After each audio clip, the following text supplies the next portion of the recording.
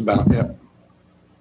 Hey, we've been through hurricane. We've been through a big freeze. I mean, next thing is like, we're getting like, you know, the big burn. I mean, what else is left?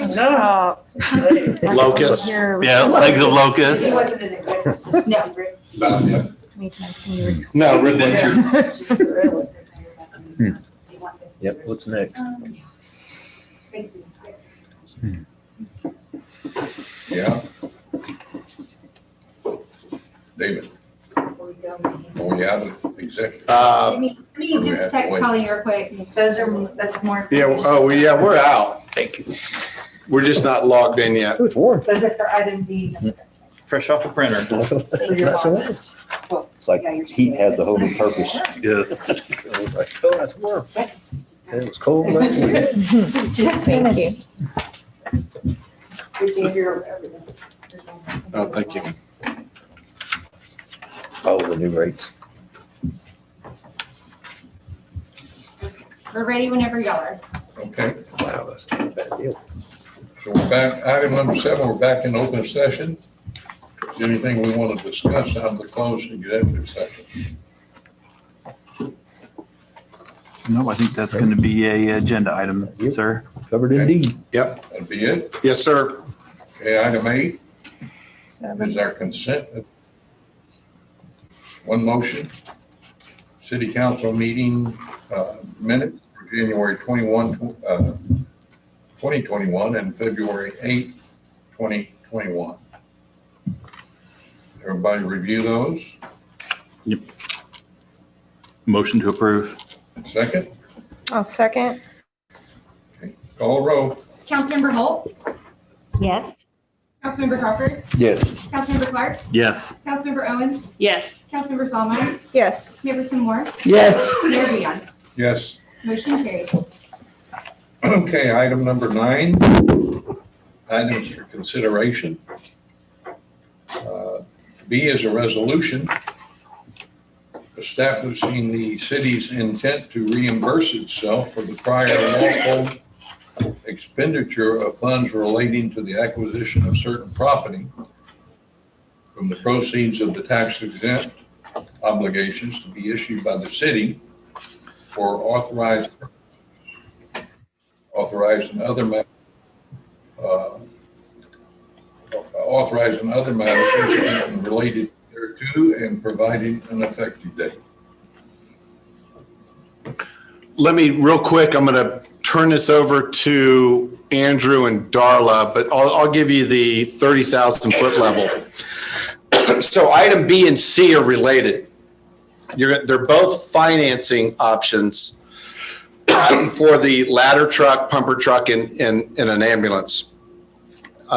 B is using a tax, is it anticipation note, a TAN. C is using just traditional leasing methods. So I'm going to let Andrew and Darla explain why one of these, without saying which, is better than the other. Darla? So are we going to pick B or C? Pretty much, but well, once we talk about TANs, this item here would be to pass a reimbursement resolution, which would allow us to reimburse ourselves for cost of the ladder truck if we paid for it outright Okay.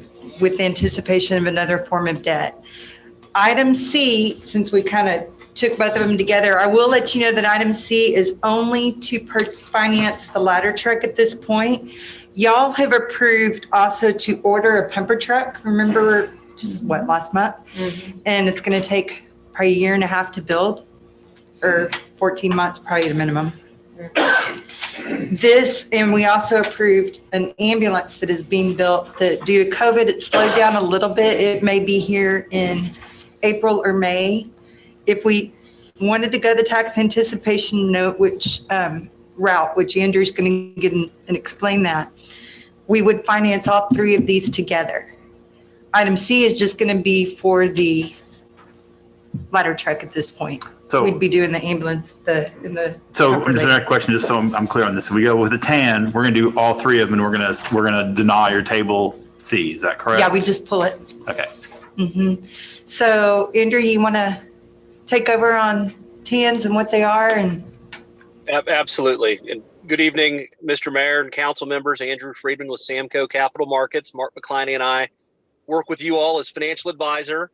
As we started discussions related to the certificate of obligation that you're about to take up here in a little bit, Darla brought to our attention the capital leases that the city was moving forward on. And Mark and I have a perspective on this that we want you all to consider. Capital leases tend to carry a higher interest rate than we could borrow on our own. And so from a purely economical standpoint, we prefer tax notes or TANs, as Darla's referring to them, over capital leases simply because they cost you less. And that's true once you can get over a certain borrowing amount. Typically, that's about $500,000. So if you're talking about issuing a TAN for a $25,000 copier, it does not make sense to do. You would want to do a capital lease for that. But in this instance, when you can combine multiple vehicles or different things into the financing and get some scale, we can then go out and borrow on our own credit, which, as we'll discuss here in a little bit, we carry a AA plus, very high investment grade rating. We can get a much more attractive interest rate. And the reason for that is a capital lease is secured only by the asset that it's loaned against. And so if it's an ambulance or fire truck, if you were to, in a future year, not appropriate the money for that lease, the lessor, government capital or whoever it may be, their only recourse is to take back that now depreciated asset. So they charge a steeper interest rate in order to consider that risk. With a tax note, just as with all of our other COs, general obligation bonds, those are backed by your ad valorem tax pledge, or at an ad valorem tax pledge on the city's overall value. So much stronger credit. It's an attorney general approved debt that becomes incontestable in the court of law. And so because of that, we're going to get a better interest rate. The other consideration for you all that David and Darla and I have visited about over the past month or so is implications for the city's M&O budget with relation to SB2 passed the last legislative session. Your cities generally continue to be coming under pressure in how to manage your M&O tax rate. You're getting handcuffs put on you every time the legislature meets with how much you can increase that M&O rate. Capital leases by law have to be paid for from the M&O tax rate. A tax note, COs, bonds, et cetera, are not, they're paid for out of the INS tax rate, which is not subject to rollback. And so as we consider that your M&O budget may come under more pressure for various reasons in coming years, it makes sense to keep what payments we can on the INS side of your tax rate. And so that's our reason for recommending, or reasons for recommending putting this on a tax note, paying for it from your INS. You'll still have the ability or the option to pay for it from your M&O levy, but that would be our recommendation. And they can't go out longer than 7 years. Just That let is you know. correct. Tax notes have a maximum maturity of 7 years. And unlike the CO process where we go through a notice of intention and have to wait 46 days, a tax note can be taken up and approved by the council at a single meeting, so they can be done very effectively. The reason for this reimbursement resolution tonight is to allow us to move forward, or allow you all to move forward with actually putting in a PO or purchase order for this various equipment, and allow us the time to go and market this tax note so that we're not slowing down the process, but can come back at a future meeting, whether that's a month from now or 6 weeks from now, with that bid, just as we are tonight with that certificate of obligation that you'll take up shortly. Okay, I got a question just real quick. So they sound great, and if they're great, everybody be using them. What's the downside? And is this a question addressed for me? I'm sorry. Yes, sir. I'm sorry. The downside is it takes a little bit longer to receive those monies. And so, and that's the fix for that is this reimbursement resolution that allows you to spend city funds now and then repay yourself upon closing of that tax note. The city pays itself back first. So if we're going to borrow from our unassigned general fund balance to pay for a pumper truck, EMS, et cetera, you'd pay yourself back at closing. So it's a stopgap measure to kind of take away the downside of how long it takes to issue a tax note.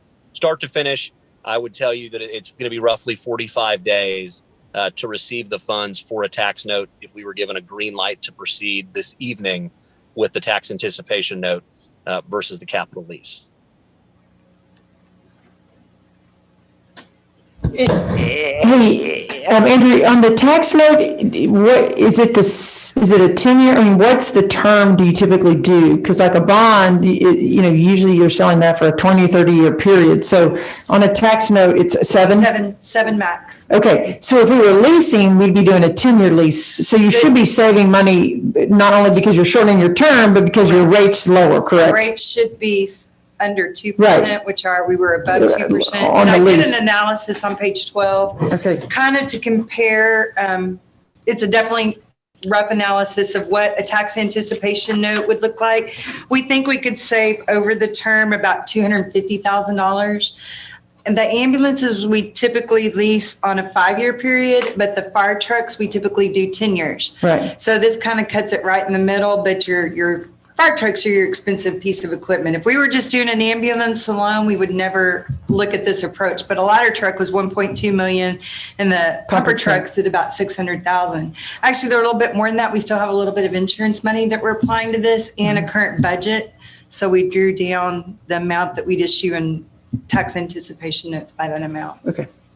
So we're talking about looking, I think, at 1.855, Andrew, is what we were looking at issuing the tax anticipation notes for.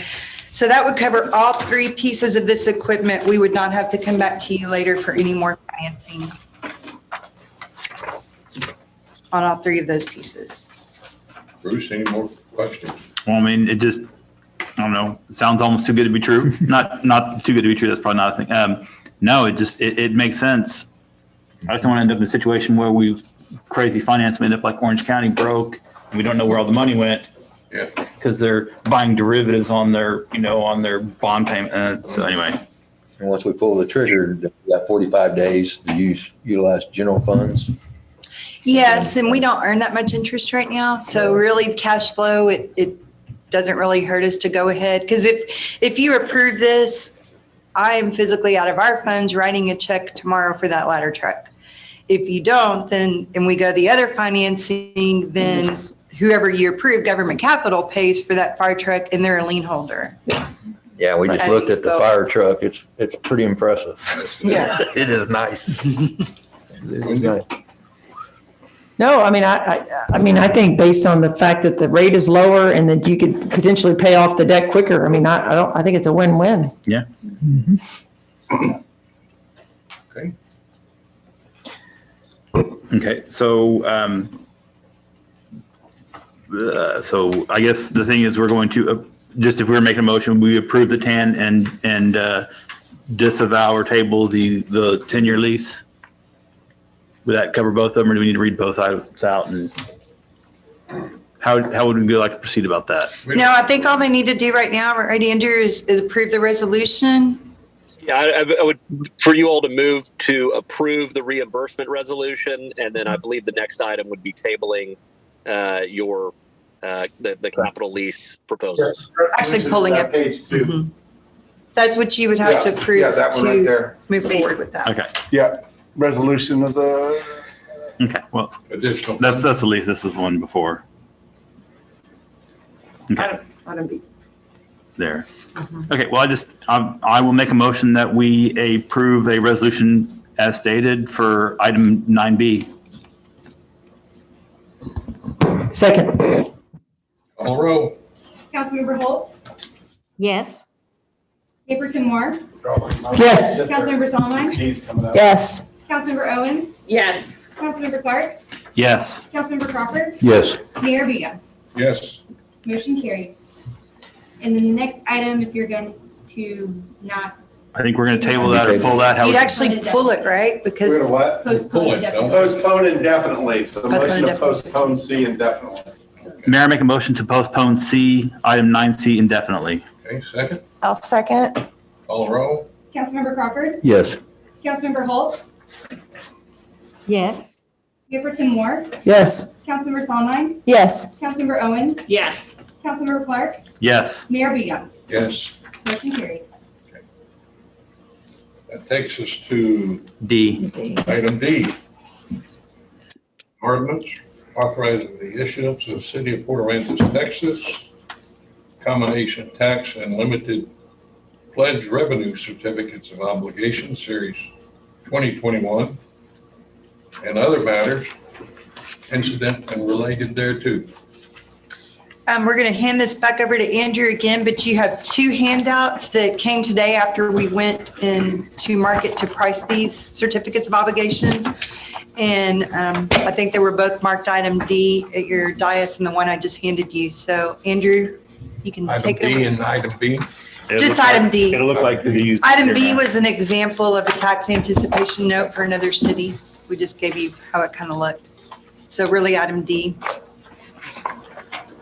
Thank you, Darla. And starting off, I'd like to thank Francesca for jumping through a few hoops for us last Thursday as the meeting was being considered to be postponed to make sure that we had Mr. Parsons at the meeting. And obviously you all were without power and it was just a mess everywhere. So we had to jump through some hoops to allow the citizens to know that we were going to be pushing the CO sale from last Thursday to this Thursday, post it on your website and make that well known.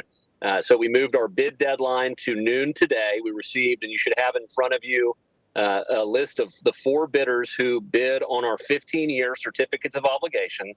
The best bid came from Frost Bank at an average interest rate, a true interest cost of 1.65% for this 15-year certificate of obligation. The second attachment that you all have are the final numbers. You'll notice at the top the delivery date. If you approve this tonight, you'll have $2.85 million net of all costs of issuance, underwriters, discount, et cetera, delivered to the city's bank account on March 17th. And again, very happy with the interest rate that we've gotten. As y'all were just looking at those capital lease rates that were north of 2% for 10 years, borrowing under your own credit, we're paying 1.65% on average for a 15-year financing. And so in this instance, we're very happy with the result here. Funds delivered March 17th. These are a fixed interest rate certificate of obligation. The payment schedule that is contained starting on page 3 of those attached numbers is locked in place. For the duration, they'll be callable after 10 years, just as the rest of our outstanding securities have that same call feature. So very pleased with the result. The city reaffirmed its AA+ credit rating, which is a testament to the strength of your staff and you all as a governing body that through Hurricane Harvey and then through this pandemic, the city has continued to grow and to display its financial integrity. And that allows you to borrow at a very low interest rate. So kudos to you all. This is one of the benefits of that mindfulness. Ow! It's awesome. Teamwork makes the dream work. Yep. So do we need a Who would have motion? guessed? Okay. Mr. Mayor, make a motion that we award the certificate of obligations to Frost Bank. Okay, I hear a second. I'll second. Call the roll. What else do we have to do? Mayorperson Moore, Yes. Councilmember Solomon, Yes. Councilmember Holt, Yes. Councilmember Crawford, Yes. Councilmember Owen, Yes. Councilmember Clark, Yes. Mayor Beaton. Yes. Motion carried. And before we get is Kathy still online? Were we supposed to, She's online right now. did y'all want to take comments for her or just? Yeah, let's go ahead and do it. I'm not sure she's on anymore. I see her number, I believe. Well, if not, that's fine. I just, Andrew, is that all we have to do there? That's all that you have to do. I visited with Darla earlier in the afternoon. There's a couple of bid forms for the mayor to sign and for Francesca to attest to. If you all can sign 2 copies of that and email me a copy of that to get to the underwriters, we'll do so in short order. Otherwise, get your pens out. There's a lot to sign as usual, but that's the only action item for me this evening. Okay. Thanks, Andrew. Thanks, Stephanie. Yes. Thanks, you guys. Thank you. Thank you, guys. Thank you. Bye-bye. Have a good one. Hi, Kathy Bolton, are you there? Kathy Fulton.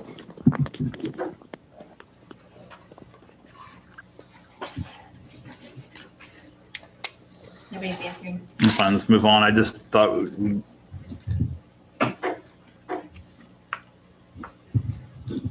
we have our number? I can find it. Won't take a lot of time on it. Let's get it out behind us while we can. okay, well, while we're going, let's move on. No. Yeah, I'm not up yet. No, that's Ben. No. I'm right here.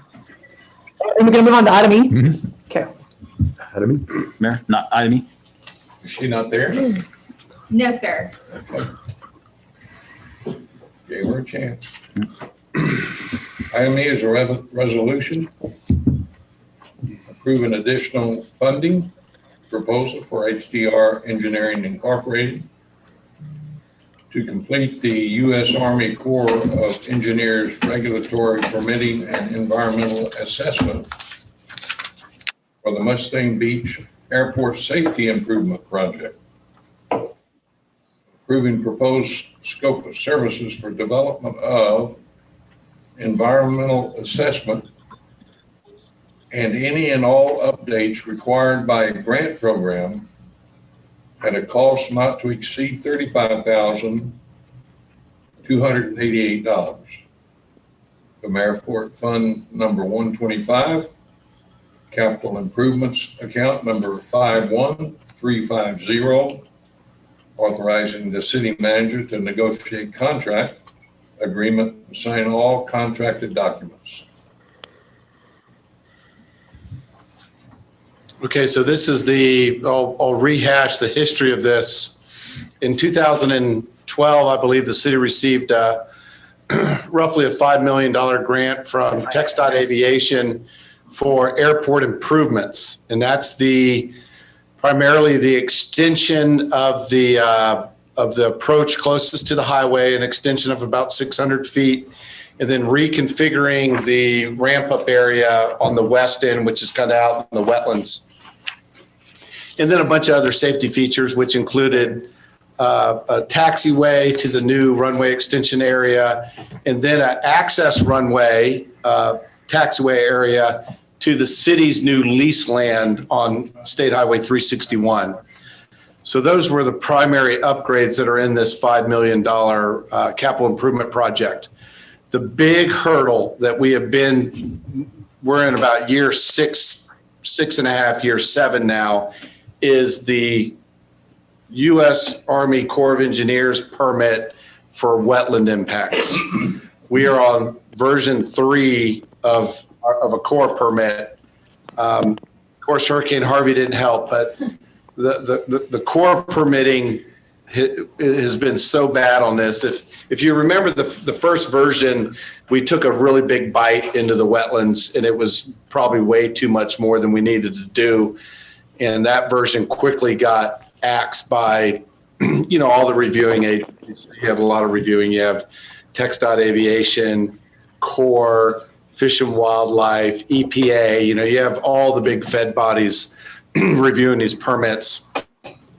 That first version got whacked pretty good. The second version, we scaled it back. It still got a lot of whacking. The third version we're in now, we think we're really close to getting the permit. We think we're probably about 4 months away, but we need this extra $35K for engineering purposes to get us past this last EPA hurdle and National Fish and Wildlife hurdle. So we think we're almost there. And so that's what you have before you today. Sure. Just out of curiosity, and kind of unrelated to this, but how long do we have, is that $5 million grant good for? I mean, if we don't use it, say 10 years? We had a discussion, we had a good in-depth discussion with TxDOT Aviation Director about 2 months ago, discussing the delay, and we were straightforward. We were saying, hey, we have to have this project. And so, we were very adamant that we need the project and the money's there. So, I mean, right. The project's still on. We're not going to lose the funding. Okay. It's just bad time delays, and I think TxDOT Aviation, I think a lot of these big capital projects, maybe it's not this level of pain and suffering that we have from Corps of Engineers, but they are used to delays. So, 6.5, 7 years is getting on the far end of things, but it's not, out of the realm. Okay. Motion to approve. Second, I'll second it. call a roll. Mayorperson Moore, Yes. Councilmember Holt, Yes. Councilmember Fahneline, Yes. Councilmember Crawford, Yes. Councilmember Clark, Yes. Councilmember Owens, Yes. Mayor Bian. Yes, Motion And carries. let me just add one thing that I wanted to throw in there. So this is 90-10 money. Right. So the city is on the hook for a 10% match. So the engineering that we're accruing counts towards our match. So that's the one good thing is that Right. it's that. So our initial match was right around 500K, and we're currently at about this will be 227. So at least the engineering is moving towards our total match. So that's a positive thing. Right. I assume that it was a match money. Yeah. So anything else?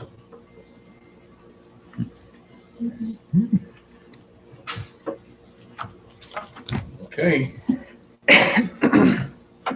Moving on to F. F. Presentation update and general discussion from John Nugent. Excuse me, folks, I hope you can hear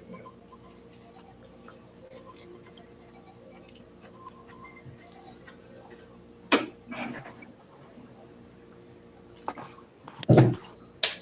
I just said a bad word, folks. If you heard it, pardon me. It's just my nature.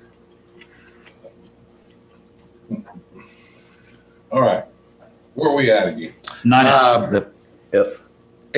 F. Item F.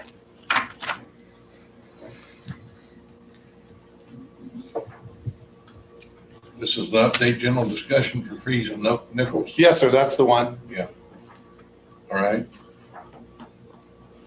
Okay, presentation update from, and we have Colleen on, and we have Chance with Freeze and Nichols, and I'll give you the 30,000 foot. So this goes back a couple years. Joan, when did we get the initial funding for this study? You're on mute. Right before Hurricane Harvey. Right, so it was about We 20. couldn't come up with the match money. Right. So this goes back to 2015. And then I think it got delayed for a bit during Harvey. And then Colleen and her team has been working on this over the past couple years now. Colleen, you think we kind of got it going again in about 2019? Good. And so I'll turn this over to Colleen. And Colleen, just give a brief overview of where you guys have been the last, like maybe the last year or so, and what our directive is going forward. Sure. So Freeze and Nichols and the staff and some council members, obviously Councilwoman Holt, Councilwoman Owens, and Councilman Crawford have been involved, and we've been having stakeholder meetings. It's been an adaptation because it was originally intended to be a in-person workshop, and we were hoping for a lot of community engagement. COVID caused us to move to Zoom, and so I think there's a little probably less community involvement because of that, but we've tried to open it up and reach out to a lot of different people that represent different parts of our community, Old Town, new development, realtors, HOAs. We've tried to be creative in who gets invited to the table, and it is open to everybody. But we've had 2 digital stakeholder meetings where stakeholders were encouraged to provide feedback on some best management practices provided by Friesen Nichols for stormwater. And so the goal of this whole project, we want to reduce flooding impacts to the community. We want to increase our resiliency when large storm events take place. And then we also want to maintain the high quality of our bays and beaches, our good water quality. So that's kind of the drivers behind why we did this. And then Friesen Nichols has looked at all of our history. They've looked at all the issues that have been in the paper with high water and what areas of the community are impacted. They've looked at surrounding areas and similar communities and how they best manage stormwater. So the last time they presented to you, they were asked to come up with a list of priorities that were obtainable options for Port Aransas specifically to accomplish. And so that's in a table format in your council packets, and Chance is on the line, so he'll be able to describe that in more detail. But more specifically, one of the outcomes is we wanted to introduce some code that had the ability to enforce these decisions that need to be made about future development and retrofitting existing infrastructure and those things. So there are several suggested adaptations to our existing code that Chance will get into the details on. We're going to kind of keep it brief, but that's all included in your council packet. So it's not necessarily one new stormwater ordinance. It's a revision of things we already have that can help us do what our goals are set out to do. So I'll turn it over to Chance from Friesen Nichols and enjoy. All right, thank you, Colleen. If y'all don't mind, I'm gonna share a presentation screen so that you don't have to just look at my face the whole time, because I'm probably the least exciting thing for you to be looking at. So this is kind of getting towards a wrap up of this whole process. You've met our team in the past, so it's just me here this evening. When we bounced the city council meeting, we ended up with a few conflicts, so you only get me, which means please don't ask a really detailed engineering question. You don't want me providing that answer. So back in June, we went through and did a pretty extensive report, really looking at what are current practices in Port Aransas and elsewhere, to kind of understand the spectrum of what's going on and what do we need to be thinking about when we start thinking about how do you create a more resilient future for Port Aransas in terms of stormwater management. Part of the thing, a couple of things that came out of that, we had some observations beyond scope. That included that we think y'all need to start looking at a comprehensive plan update. And you may want to start thinking about a comprehensive revision to all of your development regulations to make sure they are all connecting and talking to each other really well. Again, not anything you need to pull a trigger on tonight or even this year. It's just something to start thinking about as you think about what this looks like going forward. So there's a couple of things that we're supposed to deliver out of this project. One of them is was the report you just heard me mention. Then we also are going to be delivering a stormwater management plan. And then a grouping of ordinances. I think the contract actually calls for one ordinance, but cities are complicated animals. The regulations get spread between multiple ordinances just by the nature of how you're set up. Within the stormwater plan, there's really 3 big goals. It's reducing non-point source pollution, reducing flooding, and informing citizens on the value of all that coastal stuff that surrounds your city. From that, we build into objectives. We want to increase community involvement in addressing stormwater runoff. And we want to promote responsible development while at the same time protecting what you already have. And then also look at how can we mitigate flooding and erosion. That's really challenging. Most people think, oh, you're on an island. Drainage is easy. Well, it's not that simple because you have finite places that you can push water to. You have tidal influences, things like that make your world a little more complicated than most people think of. And then also thinking about your future and what your state regulatory environment might be along the way. So that way, when and if that does come along, it's an easy step versus a kind of a herky-jerky sort of situation. Whenever we do plans like this, we think a lot about outcomes. There's kind of a saying in planning world that you only do what you measure. So you want to have some metrics for how do you know that you're doing right. So education and awareness is one of the harder ones to track for that because you don't necessarily know who all you're reaching. You have an idea, but you can't necessarily quantify it. But the other part that we look at is the different efforts that are being made and what is their impact to pollutant loads. And we look at the kind of the big four for this. We look at petroleum, nutrients, that's your phosphoruses and nitrogens, bacteria, of course, and then suspended solids. Suspended solids is actually a really good metric to use in general. If you're doing pretty well on that, there's pretty good odds you're doing better on the others as well. So that's something to think about. So within this plan, we've identified 10 what we call BMPs or best management practices. And then we have 20 ordinance related actions, which sounds really, really intimidating, but it really breaks down into about a little over a half dozen different ordinances that are involved. Most of these are ordinances that you already have on the books. A couple of these would be new. So there's a couple of tweaks we're going to suggest for the litter control ordinance.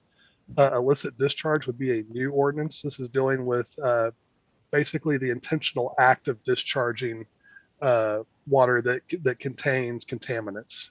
A stormwater management and drainage ordinance, you kind of have pieces of this scattered around, so we're consolidating part of it, and also creating standard references for things like green stormwater infrastructure and what that needs to mean in Port Aransas.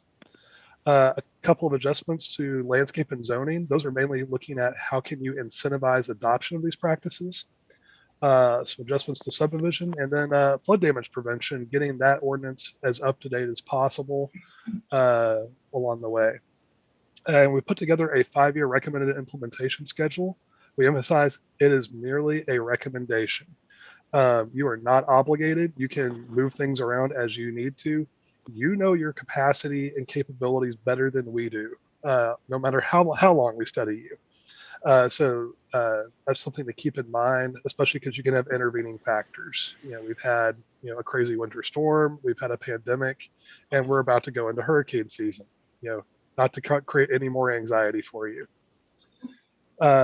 Within each of these plan actions, we've provided breakdowns of what they do.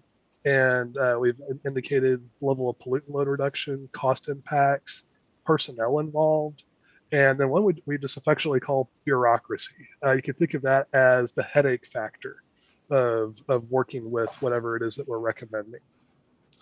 For each of these items, we're putting together what we call a one-page tear sheet that basically tells you the basics of what you need to know, what its impacts are, and some things like that. So probably the best way to talk about these best management practices and these ordinance revisions is to think about them in terms of what are you doing in which years going forward. You just mentioned we were doing a 5-year rollout of this. So we start off pretty simply on this. So one of our recommendations looks at manhole cover design and stamping. That is something that for new development doesn't really cost you anything. Doesn't really cost a developer anything either. It's just a spec. They order their manhole from Jordan Iron Works or wherever with that spec, just like they would any other manhole. No additional cost really. One of the things we recommend for this, it's a great community involvement option, is involve the youth in designing a cover and a stamp that reflects your values of the bay and estuary. One of the other areas that we've recommended is looking towards conservation easements. So year one, it's just thinking about what are those areas that you're interested in and what do you think that cost is going to be? And maybe start thinking about what are going to be requirements for any maintenance agreements on those. Those are not things that cost money. It's what we're asking you to do is think with that one.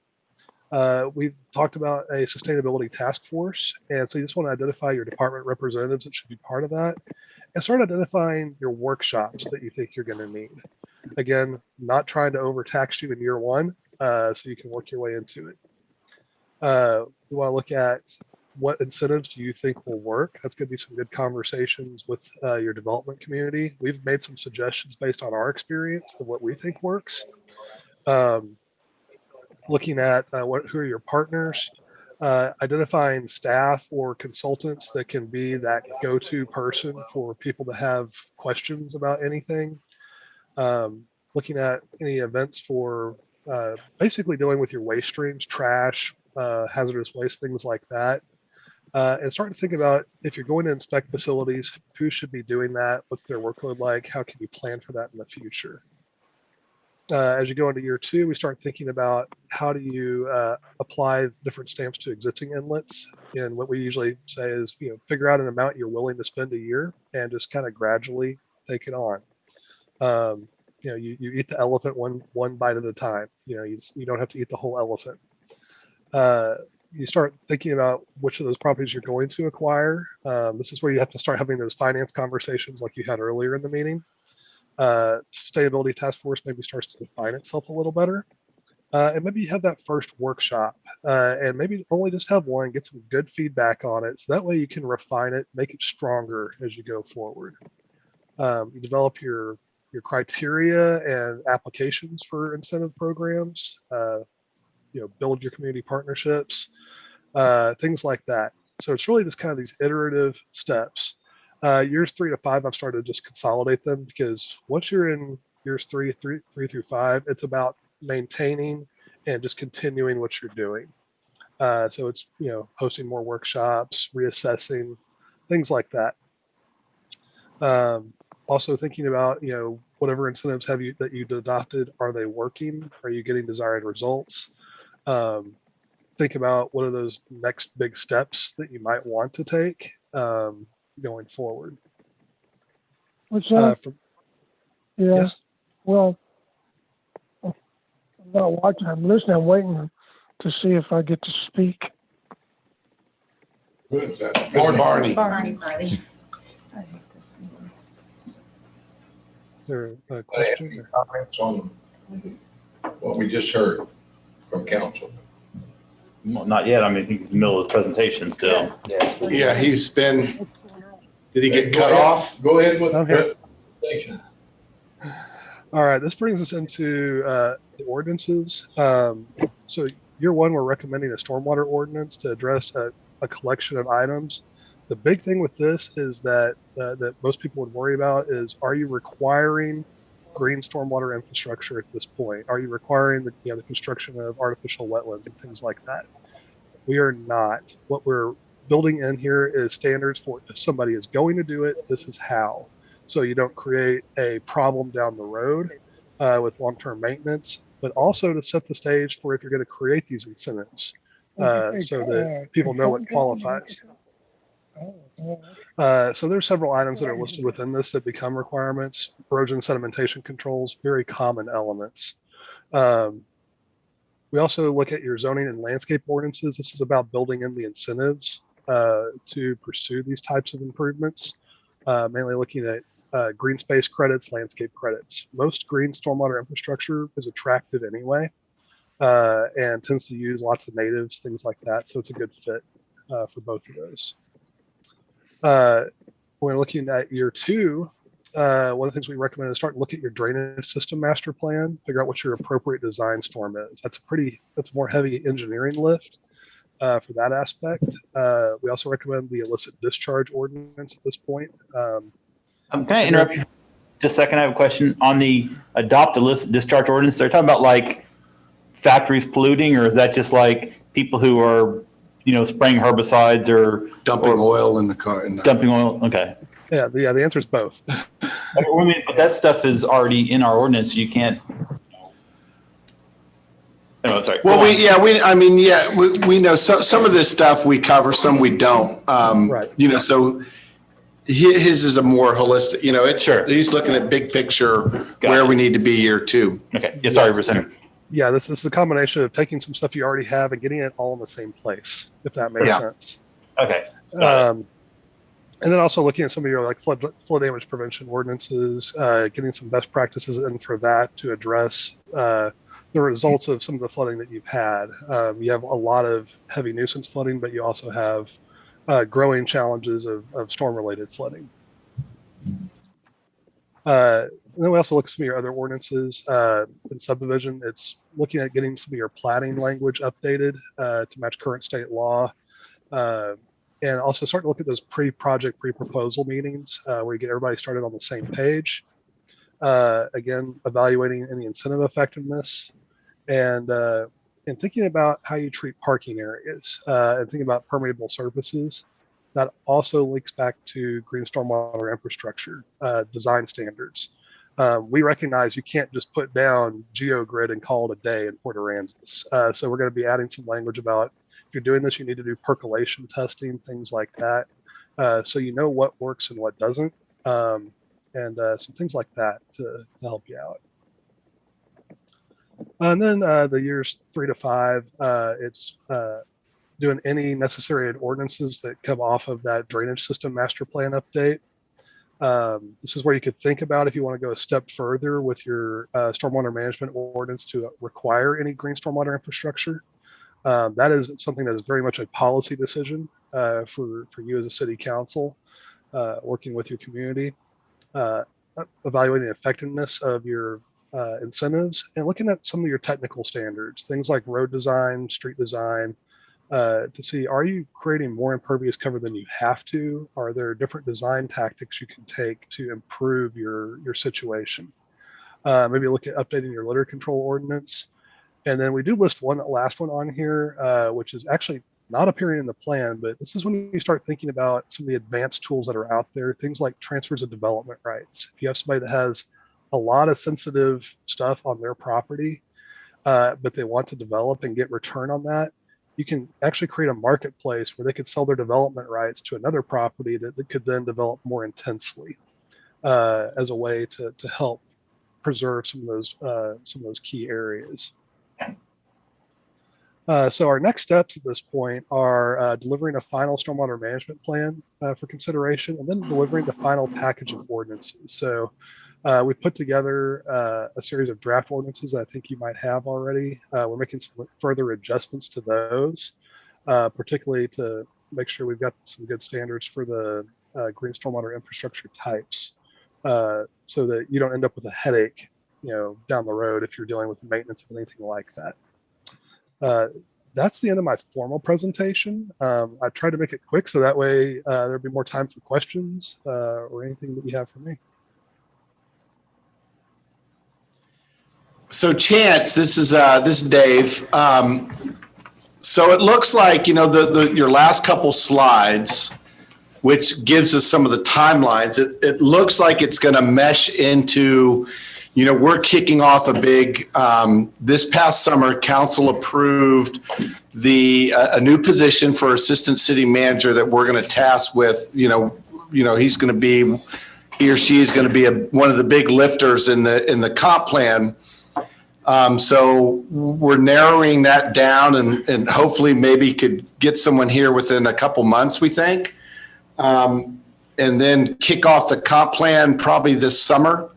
So it looks like your timeline is going to match up with the city's pretty good.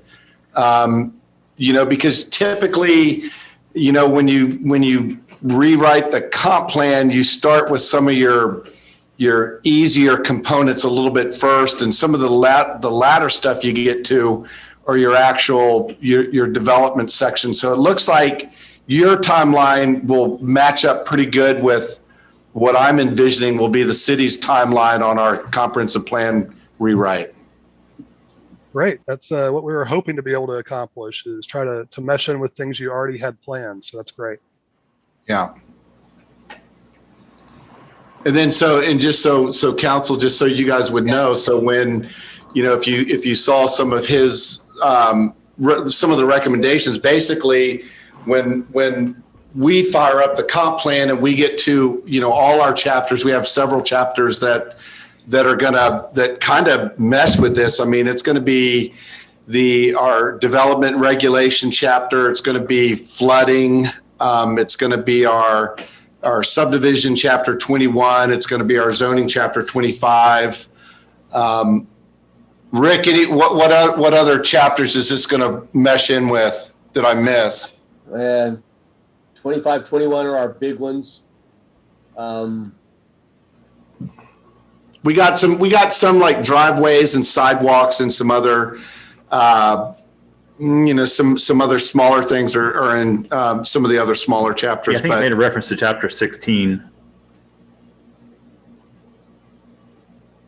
Yeah. So anyway, I think the timeline looks good, and I look forward to the getting the comp plan rolling and getting to these chapters and get a lot of citizen input and developer input and council input with P&Z and the various boards and start fleshing this thing out to see how it's gonna mesh in. Some things might work, some things might not. You just gotta kind of throw them all out there and see how they fit.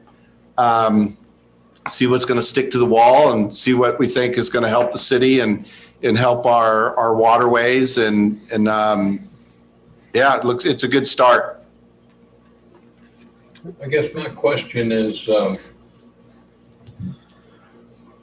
that's quite an agenda that you just presented to us. And, you mean there's just number of things to do, Mayor? Yeah. And I'm thinking about all the things that we haven't done that we have pending. Maybe we've gotten all those done.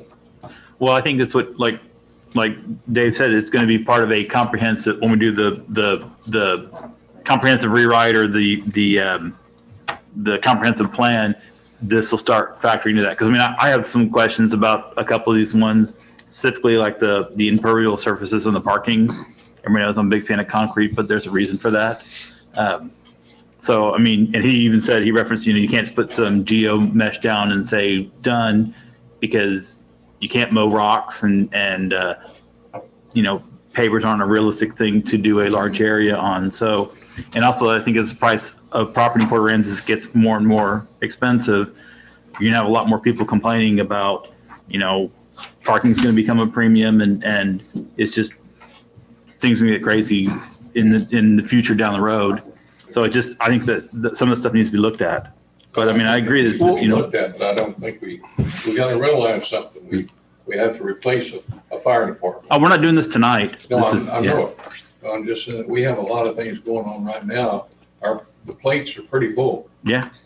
Well, as I said, I think this will work in with a rewrite. And just out of curiosity, was Freese Nichols the company that did the original comprehensive plan?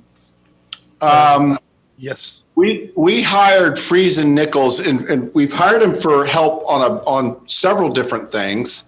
They helped with the comp plan rewrite, and then we hired them back, and they helped us with the roadway impact fees and park fee study, dedication fees. So yeah, we've hired Freese and Nichols on and off over the past 20 years. Sure. Well, that's probably about right. No, the main thing for us is what staff needs. Chance is basically, and you spelled it out. It's basically what should we be looking at year one, so that when the comp plan goes through that first phase, we need those timelines of when to interject other stuff, when to look at the other stuff, and figure out what's going to work and what's not going to work. So that being spelled out will be a big help. Yeah, and knowing that you're on that schedule for your comprehensive plan, we might make some adjustments within this plan document in anticipation of something like that occurring. If you've got a big, broad planning process like that, I don't generally recommend major ordinance changes until you've gone through that. Right.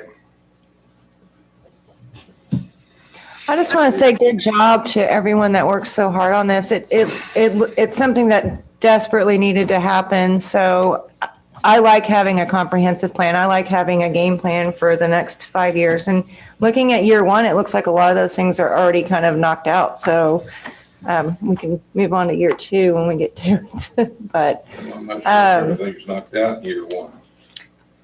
Well, we already have still have a lot of things going on. We have bulkheads that need to be repaired. For this. We have a lot of things that are going on outside of this.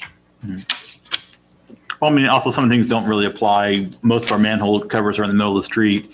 So you don't want people out there in the middle of the street looking at your manhole cover and getting run over. So just things like that. I mean, just it's a good idea, but I mean, really, a lot of stuff doesn't. I don't see anybody looking at manholes. Well, I mean, you do if you go in. Except down on Whispering Lanes. Yeah. Well, so if you go into big cities where they have the box culverts on the side of the road and you're walking on the sidewalk, you will see them. But our manhole covers are in the middle of the street, and it doesn't matter what they look like because really, you don't want people out there looking at them anyway. I think it's more so people don't. They already have it. Yeah. I've seen them on the side too. Yeah. We have some already. So. Right. Hey, can I just chime in for 1 second to give you guys an update? And this, I don't even think Friesen Nichols necessarily knows, but we have a little bit of money left over because we did not hold an in-person workshop. We had about $2,700 left over from that fee not being charged to us for the grant. And so we've actually looked at purchasing stormwater drain medallions. They're a little stamp that goes on. It's like a 3-inch circle. Corpus Christi uses them. The Surfrider Foundation helped Corpus Christi do that. And it just marks on the storm drain itself, not on the manhole covers, but right above the concrete drain. It says drains to the bay or drains to wetlands. And there's different shapes you can do, like a fish or a turtle, or Rick wants an alligator, so we're going to look at that. So that is one of the things that we're actually going to be able to accomplish early because we had some leftover funding. And then the Parks and Rec Department and the Marine Science Institute are very capable of doing a lot of the outreach. And so the Marine Science Institute is designing a year worth of educational materials that we can schedule to go out a month at a time. So we have help in this. This is not something that the city needs to jump on immediately. I think that 5-year schedule is to stagger things out and to help work with partners to accomplish some of these things. It's not sitting on the backs of our staff or council to knock this all out alone.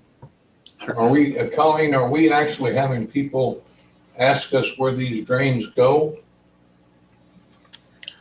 Well, it's not so much them asking, it's when they go to dump the oil down the drain or their lawn clippings or other things, they may see the medallion and stop and think, I fish in that water, maybe I shouldn't dump this paint down there or whatever. So it's more of a reminder and an outreach tool, and it's not going to fix every issue, but it's just one of those best practices that cities try to do to educate the public that those are not, going to the sewage treatment plant to be filtered. It's going directly to our waterways where we fish and swim. Colin, I have just a question on the medallions. Is it actually a bronze medallion, or is it gonna be like Rockport where they just spray paint on each of the things says this drains to the bay? We can get any metal type we want. We can go bronze if we want to go big and do less, or they make an aluminum one that has a enamel color on it, and so they're a little bit more affordable. We can get more for our money if we do the colorful aluminum ones. We need to get some pricing on those things before we do anything. Yeah. Well, I mean, if we're talking about a lot of them, you can spray paint, because Rockport does on each one. Yeah. They paint it says this drains to the bay and has a little picture of a fish with a watery thing. Which I'm not, debating that. I'm just saying. No, I was curious. It just we have some other things besides that we need to be doing. Well, that funding is solely in the grant already for education and outreach, and so it's earmarked for this project specifically. We won't be tapping into city funds. It's in the grant? Yes, sir. Okay. Mm-hmm. Well, I think education's key. Mm-hmm. The more information we get out, the more people will learn. Yeah, I would like to put something in there about my 4-way stop sign on my corner. Somehow we can reinforce that they need to stop at all 4 stop signs. They haven't been for years and years. And to be honest with you, they're not going to read anything. I agree, Beth. We do need to get education out there. We need to reach out to the folks and get their ideas and suggest ideas to them. And a lot of people are very, very interested in this and would love to learn something. Yes. Yeah, communication is key. And pre-Harvey, we were working and discussing about comprehensive plans and those type of things. And yes, we're still rebuilding. And we know when we got some major stuff we still got to tackle, we got that. But we also got to be thinking ahead also. And like I said, educating and moving forward, because this town is growing and a lot of things are happening. We would have a current comp plan if Harvey didn't hit. Right. And, I mean, we do have a lot of rebuilding, but we also have to look at the future. And I know this was hard getting all this together and information and everything. I think we're on the right track. Getting help for our city manager is huge. Yep. And That's the most important step of yes, all. it's Right. huge. Yep. And with that communication process, we figure out, what it is going to take us to get through that process. And if it takes additional help, we try to find ways to get that help. But we got some good volunteers that have been helping with this. Yep. I mean, that's a lot of knowledge, a lot of input there. And, this is a good first step. Yes, thank you, Chance. This is very good. Yeah, thank you very much, Chance. Yes. And Yes, thanks, thank you, Colleen, Chance. for Yes, sir. And Colleen And Joan and Absolutely. everyone, Joan. and all the other volunteers that have been. Yeah, been a everyone who's lot. been super involved in this process. Mhm. And there's no vote or any motion on this one, just, okay. Kind of a presentation. Yep. All right, we got all the questions on the presentation. Okay. Item G is a resolution adopting 3.31% Consumer Price Index, CPI, rate increase to the solid waste collection and disposal contract with Republic Services beginning March 1, 2021. Authorize the city manager to sign all documents associated with said contract. So this is the Consumer Price Index rate increase that's built into the contract. Mike Reeves is on with us, and Mike had left Republic for a while, and now he's back, and and within a month he wants a rate increase. What's up, Mike? No, normally I would send Christian and play good cop, bad cop, everyone, but I'm not going to do that. I need to stand up and face the piper. But in any event, Mayor, Council, Mr. Parsons, staff, Francesca, it's great to see all of you again, virtually at least, and if not in person. We are in different times. This seems to be the new norm. And, I did leave for 2 years and chased a dream, and I got No, part of the not 2 dream. years. Was it long? Was It's it been- really? yes, 2 yes, years? March Yeah. 4th of 19. Yes. So time has flown. But sometimes you realize in today's times what's more important. And I chose family and being in my own bed every night and seeing my kids. So many of you can probably relate to that. Good for you. So in any event, I want to thank you for your time this evening. And I want to let all of you know that I listened and paid attention to everything you guys have on your plate. You've got a lot going on. I will say that last week, I know that we weren't prepared, as many of you, on a lot of things, but we weren't prepared for these temperatures. And with the huge piece of equipment that we have to get on your streets, we have to look at safety top of mind for our drivers and for your community. And I'm happy to say that we were able to come out midweek and still collect the waste for your residents and your businesses. And I want to applaud your staff, Stephanie and Francesca, Dave, everybody at the front, all the ladies, the entire staff. The communication was seamless. We had some bumps, we recovered. And I just want to thank all of you for having a great staff. It makes our jobs a lot easier to be safe and still do what we do. So thank you for that. And going back to the contractual piece, yes, this is the water sewer trash index, everyone. It goes in line with what your residents receive from your water, sewer, and garbage bill. If those costs go up each year, we run the numbers on it. And what it comes out to is this particular year is 3.31%. So that's really just 79 cents is the bump per resident going forward for this next year. So in the scope of the services we provide and everything that you guys see that continues to go up, including inflation, we try to keep those as minimal as we can. So we thank you for your continued partnership, and I'll open it up for any questions that you may have, but this is simply a pass-through, as Dave was mentioning. You rarely find a municipality that will absorb the cost of the contractual solid waste pass-through on the CPI, but I'll leave that up to each of you. Dave? Well, I do want to comment. I think you guys do a fantastic job. And Thank you, Mayor. I very seldom get any kind of negative feedback on disposal.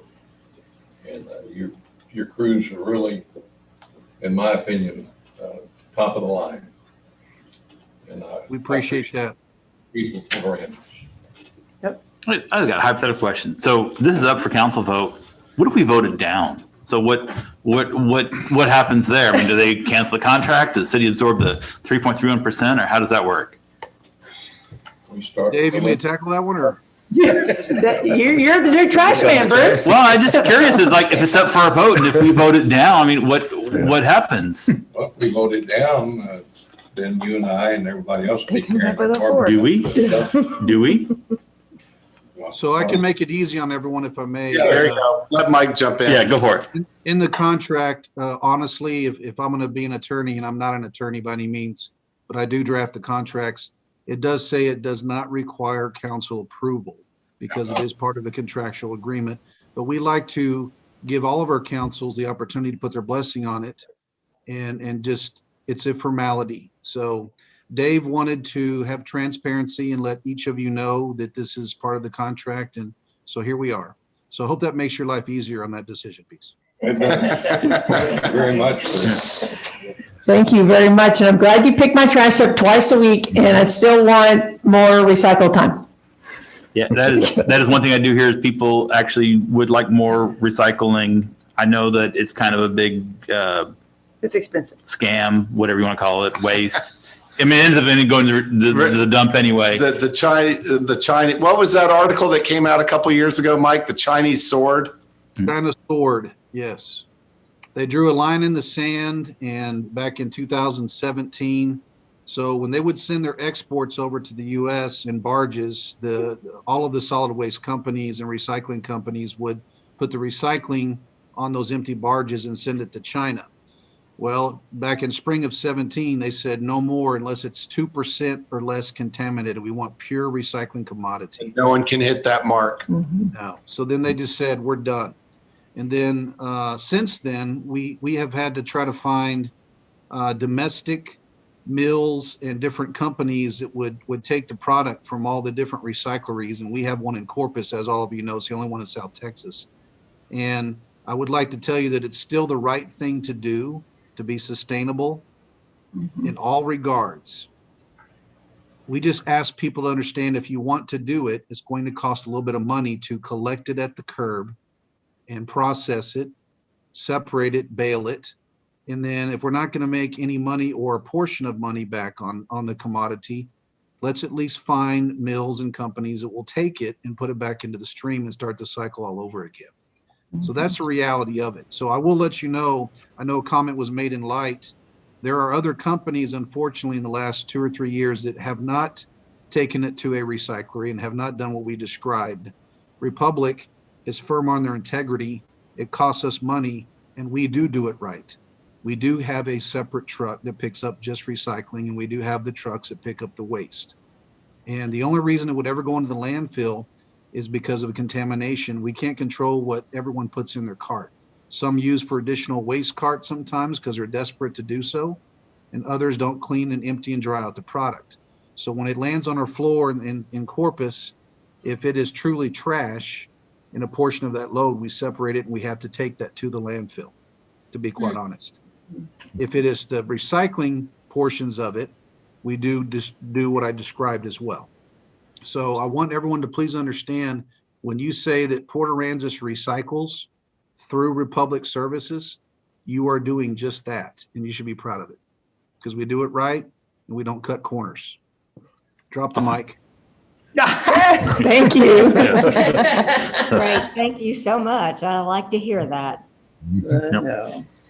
And they stop at the stop signs. Motion? So we need to make a motion to approve the 3.31 CPI rate Yep. increase. I'll second it. Call the roll. Councilmember Holt, Yes. Beaverton Moore, Yes. Councilmember Solomon, Yes. Councilmember Crawford, Yes. Councilmember Clark, Yes. Councilmember Owens, Yes. Mayor Bino. Yes. Motion carried. Thank you, Mike. Thank you, Thank you, Mike. all. Be safe. All right. Two, Do. See you soon. dune permit. BFDP 2032-34. Discuss and take action to confirm that application submitted by Gulf Wind Developers Ltd. to allow the widening of portions of existing dune walkover located at 120 Gulf Wind Drive, Pioneer RV Resorts, is consistent with the city's coastal management plan. Sir Rick. Am I up? All right, thank you, Mayor, Council. So this is a reasonably straightforward dune permit and beachfront construction certificate application. I think we might have the engineer available to us, but quite simply, this is an existing 6-foot wide dune walkover that connects Pioneer RV Resort to the beach. The proposal asked to widen that to 12 feet to accommodate two-way golf traffic. Obviously, like a lot of places, the population of Pioneer has grown as well, and it's pretty consistent with other requests and other construction that we've seen. The nice thing about the fact that it's a widening of an existing walkway, although it did cause a little bit of dialogue back and forth, is that it was our feeling and the engineers, and we tended to agree that there was less impact by widening the existing one than to scrap it and go with a brand new one. And so the process proposes to disturb and impact about 360 cubic yards of dune, a little bit shy of 1,600 square feet of vegetation.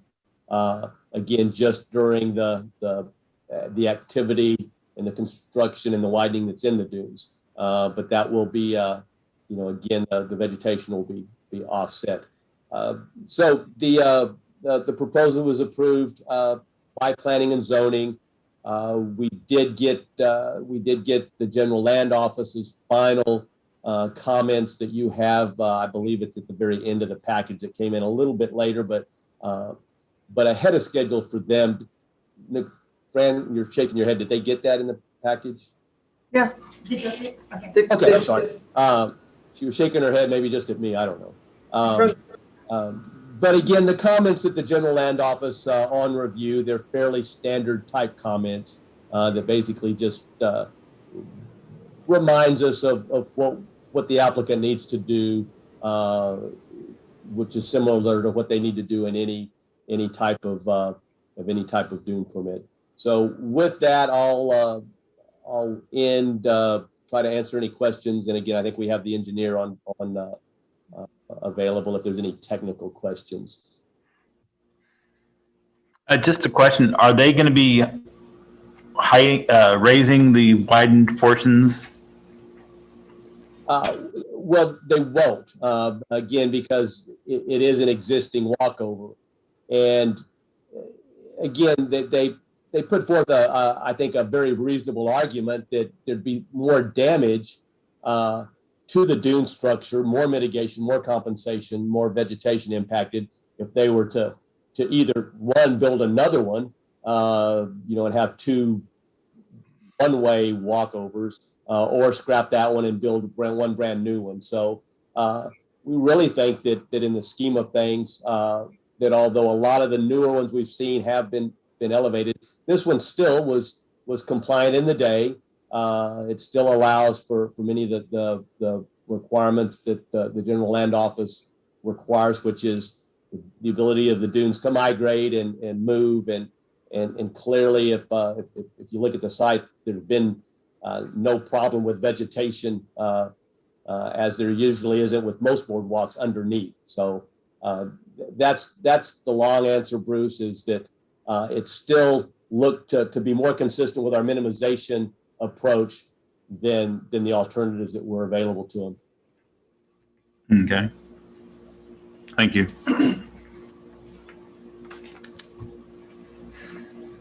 Any other questions, comments? Motion to approve. Okay, second. Second. Call roll. Councilmember Owen, Yes. Councilmember Clark, Yes. Councilmember Crawford, Yes. Mayor Pro Tem Moore, Yes. Councilmember Sondline, Yes. Councilmember Holt, Yes. Mayor Dion. Yes. Motion carried. Thank you, Linda. Thank you very much. Let's real quickly while Linda's there, and I think most of you see her. Linda is Linda. I'm not sure how long you've been with Urban, but you're new to kind of working with us, and so Linda actually developed the application and worked with us, and a few questions GLO had back and forth in a very competent and professional manner to get all the differences reconciled to where we got to this recommendation to approve. So Linda, welcome to the team. Thank you. Thank you. I look forward to working with y'all on more of these fun applications. All right. Thank you. Thank you. So excited. Okay. Item I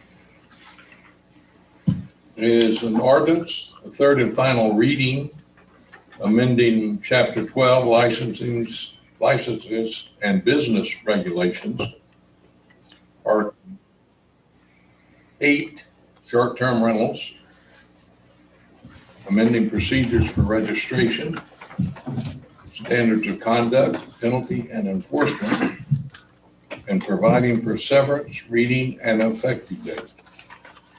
Thank you, Mayor, Council. I am hopeful that our final, very colorful exhibit captures everything that we've talked about. Essentially, the only difference, I believe, from the previous one was the change in that square footage that you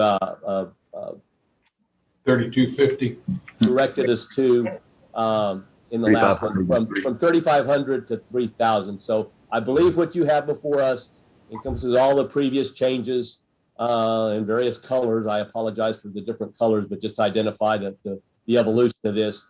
But with the one change in section 12-252, number A6, which is our occupancy paragraph that does read for residential properties with more than 3,000 square feet of conditioned living space, the maximum occupancy shall be 2 persons per sleeping room plus an additional 6. So where you at, Rick? Page 237. Yeah, 237. No. Oh, you're. Thank you, Mayor Pro Tem. I don't have those page numbers, but thank you. It's 252A, number 6. Everything else remains the same from your last meeting. Did you find it, Charles? Mm-hmm.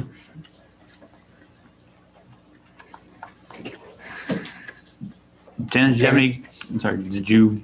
Yeah, the only thing that I'm having an issue with is lowering it to 3,000. When you look at downtown, well, our town versus out the highway town, a lot of our developments are older and they're not up to par with the parking. The newer developments have 1 parking space per bedroom. The older developments don't. So when we were pulling the numbers, I realized that we had quite a few that would have been impacted by that. It actually, in my opinion, would have made it worse than what it was before. Beach, I can pull a couple of different, we pulled tons of different addresses just to compare. So there's a couple of different options I think that would be a reasonable approach. One would be to allow the 3,000 square feet plus the 6 if their parking was up to code with our current regulations. So 1 parking space per bedroom. So it would be the newer developments were the newer houses, or to make it where it was only south of 1A, because most of those developments have the HOAs that help monitor. We have different HOAs and different setups down here than they do out there. It's a little bit more controlled out there. So those were some of my thoughts. I didn't know if anybody else had. I was just say, I know I did talk to you, and so I'm gonna go back to a thing, and just when we geolocate. So a long time ago, we had RVs, and they only wanted to be south of 1A. Mm-hmm. And so basically what happened is all the people down south of 1A came back to the city and said that we're being discriminated against or unfairly things. So they basically came back and said, no, they didn't want it. And so I don't know about the south of 1A type of thing. I think we're going to run into problems with that. But as far as like, I don't care other than just think, whatever. I think you came up with a number. So what is your thought? Oh, so we're at the 3,000. So what were we thinking, Shannon? Or I'm just trying to. I would like to keep it at 3,500 to do just to keep it simple for everyone all around. But when you lowered it, 3,250 was a good mark. When we lowered it to 3,000, it really opened up a floodgate of areas that were already impacted. They're older homes. They don't have the parking. And when you're also looking at the amount of square footage, you're looking at more bedrooms. So you're already looking at more people, and then we're adding more people on top of that. It just didn't seem to quite make sense when everything was said and done. We're back to where we started. Well, and I don't know, I was seeing just a 3,000 square foot house is pretty big.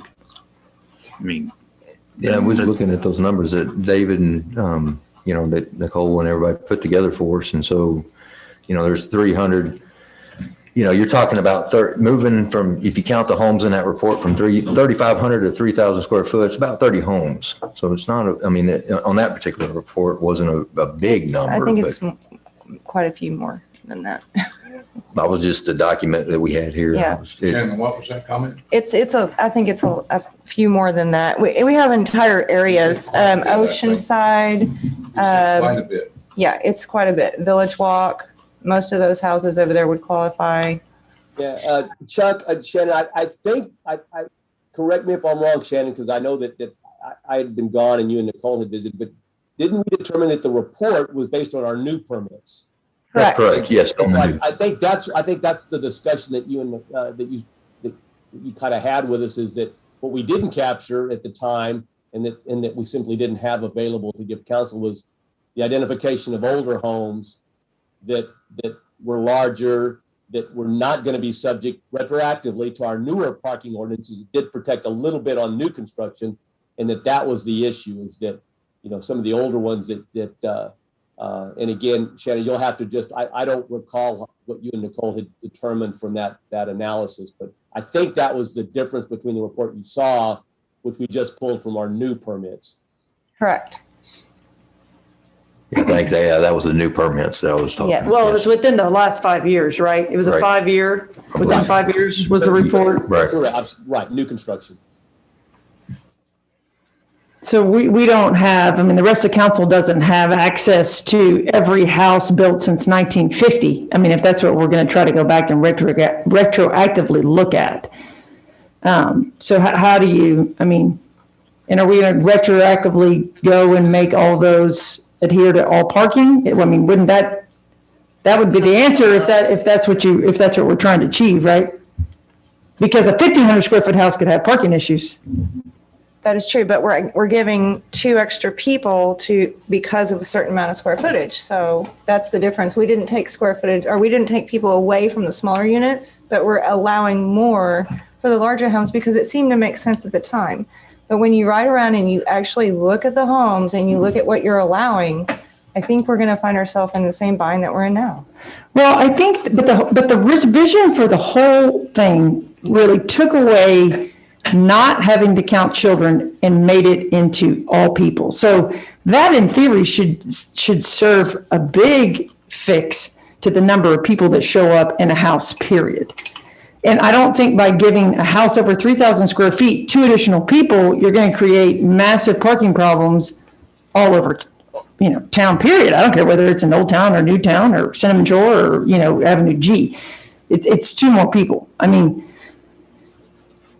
Yeah, this is a good step. I mean, we're making it, we're making a significant impact by saying you can have 2 per bedroom and children don't count. So you can have as many as you want, right? You could have 30 people in there you want, by saying it's all people, period. And have a limit of the people. I mean, that should in and of itself be huge. and we'll do, moving forward, monitor it, because I know what you're talking, with the smaller homes and the cars. I mean, it isn't so much we're allowing it. You're just going to have people that have common sense and some that don't. And they're just going to park as many cars as they're going to park, and we just have to address it, document it moving forward, and let's revisit this. I mean, that's what we're. Right. I mean, I don't care if it goes from 3,500 to 3,000. That doesn't bother me. I mean, I don't, so if y'all want to make it 3,000, make it 3,000. I mean, whatever. But I mean, I think the point of adding the higher square footage and adding 2 more people was because there are homes out there that are over 3,000 square feet or 3,500 square feet or 4,000 square feet. And because we're eliminating all the children that they can bring and be putting them in the box, we need to give them something. What about 3,250? Does that help at all? Go halfway? I think that's a good compromise. Yeah, I did that on the new, and that roughly was about, you're looking at from 3,000 to the 250 in that report. That's basically 14 homes, I believe, or let me get down here. I apologize. But the difference between 3,500 and 3,250 is 14 homes? Yes. Yeah. That is correct. Within the last 5 years that adhere to that, whatever. Correct. Right. So it's not that much. So would we all be willing to set it at 3,250? Is it compromisable You make now? the motion and see who's second. That's it. You make the motion and see what everybody says. All right. Make a motion to approve with the correction of 3,250 square feet per conditioned living space, section 6. I second. While it's up for discussion, let me add one more thing. I just want to be just want to clarify one other piece that we've mentioned again. It's already, and I don't want to open up a can of worms, but I think somebody on council had referenced it. We are, with this amendment, also going to go to a 12-month calendar year in renewal. So that will probably cause a little bit of consternation for some people, but we've got to, I mean, and I can tell you staff would really like to do that. It makes things a lot easier. There'll probably be some that will be adversely affected because of the timing of that. But it is in there again, but I just want to bring it up and make sure that I emphasize that, like I said, otherwise we're really going to be stuck, and it's a lot more difficult to manage. I just hope that everybody's still on board with that. And with that said, we'll also probably be bringing an adjustment to our very, very relatively low registration fee, which had been $50 for every 2 years. We'll probably adjust that to facilitate the administration of some of the other things we've already talked about. I didn't want to complicate, but I just want to make sure that you guys knew that. Just one that you're talking about, just reiterate the fact that we're going to a 12-month registration fee and not a 2-year. Correct. And so that will probably come to fruition at the end of this calendar year. And again, there'll be some people. So, some people will be a little bit adversely affected than others, depending on when they registered, because but so are contractors. Contractors, same thing. If they come in and start wanting to do work in November, they still pay the same $100 as the ones that come in January 1. So Rick, you're saying not just 1 year, but a certain time of the year, like correct. Right now, they February. just renew it every different point in time based on when they registered. That logistically is very one difficult. time. We're going to do it like golf carts, starting in January, and you have a couple months, and that's it. But I mean, is that going to start January 2022? Or Yes. Is that right? correct? I mean, we're not trying. Yeah. And then the fee structures are separate. That's later on. We're looking at some fee structure. justification. That's a separate issue, and we'll bring that back later. That has nothing to do with this. Right, separate, yeah. Yeah, the calendar thing was to, policing. That makes the homeowner and other people responsible. So Yeah. just like we do golf cart Right. permits, Sure. you know, every 12 months, you Cleans got to it go up. in. Yeah. That's fine. And then we're Makes sense. hoping for the fee adjustment, whatever that may be, is to help you guys get some Yes, help. sir. Yes, People sir. that help Absolutely, us. Chuck. That's the thing that would be the goal there, is just help Yeah. you guys, help it be. I think there's a lot more change in here than just appears on the surface. I mean, Right. other than the square footage and the 6 people, like when you said the counting people instead of children or just adults, and going to the yearly registration and delineating where your parking spaces are. There's a lot of stuff in here that just, it's subtle, but it's going to, people are going to know it when they come in to renew all the It's stuff. going to help us manage a lot better. Like I said, it was a great first effort. A lot of people have modeled after us, but this is going to help us move on down the road even better. Unless House Bill 1960 passes. Yes, exactly. Unless the legislature derails it all. Oh, boy. It's just Wild Wild West. Yes. No, this is a process. And so Okay, well, I that's had So we have a motion. motion and a second. call roll. Call roll. Councilmember Holtz, Yes. Councilmember Crawford, Yes. Councilmember Clark, Yes.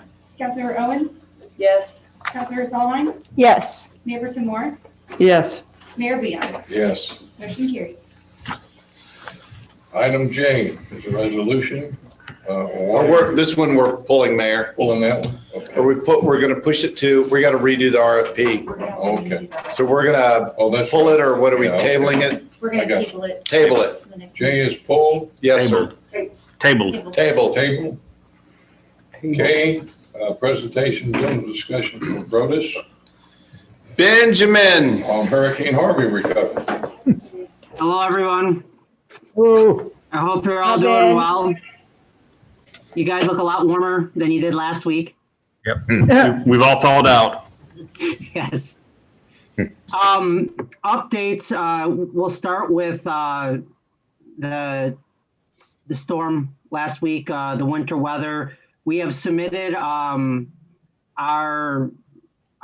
paperwork to get reimbursements for the level of effort the city of Port Aransas had to expend in last week's circumstances. It was considered a federal emergency. So that paperwork is in with FEMA, and we're working on capturing all those costs that are reimbursable. We're starting to work with Port Aransas on that. So that's the most immediate thing of what's been going on in everyone's world. Construction in the city of Port Aransas, we have the contractor out for Charlie's Pasture bulkhead, the enclosure, the phase 1 of the bulkhead, enclosing that blowout. That's going on right now. The contractor's taking care of getting all of the debris, all of the bulkhead that fell off that's still down there, removing that from the closure so we can get in that new bulkhead. We're working on permitting for the piers still. The environmental group, the National Marine and Fisheries, they have until the middle of April to finish their review. And right now, the contractor is reviewing the contract for the high pressure gas line. We're hoping to get that contract executed this month before we all talk again, so we can get the high pressure gas line moving. On to our appeals with the public safety building and the fire station. We are working with FEMA on the public safety building diligently right now. We're outside of last week, we were meeting on a weekly basis and having real dialogue. For the last 3 years, FEMA has basically had this branch of this team that we're talking to now said we can't talk to them directly. And now they're working with us. They said that they will play nice. And in those conversations, as I said before, we have resolved about $1 million worth of discrepancies, things that the city of Port Aransas is entitled to. We've resolved with quantity that's what we resolved, about $1 million in those conversations. We're working right now on, urban engineering is working right now on the distribution gas system, finalizing the design there. We have submitted our 60% design for the South Charlie's Pasture Trail. That has been submitted to the environmental groups with FEMA, NIMFS, the Army Corps, so that we can start having the conversations with the permitting and hopefully work in parallel with finalizing design so we can get this project, we can get this trail back. We've got 75% design for Charlie's Pasture bulkhead completed. Urban engineering has that completed. And likewise, we're starting to not just finalize the design, but working on getting the permitting done for that so that we can get that Charlie's Pasture, that park completed.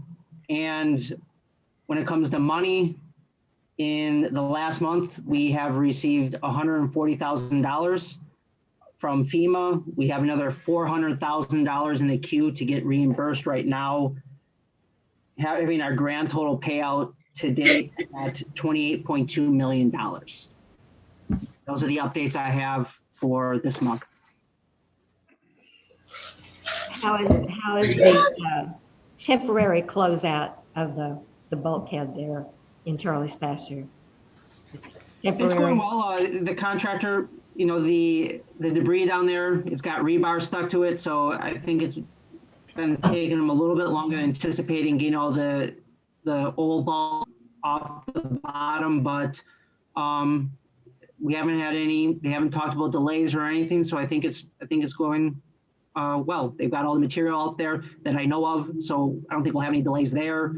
I think we're going to get this thing enclosed in their time, which is 80 days. So I think it's going well.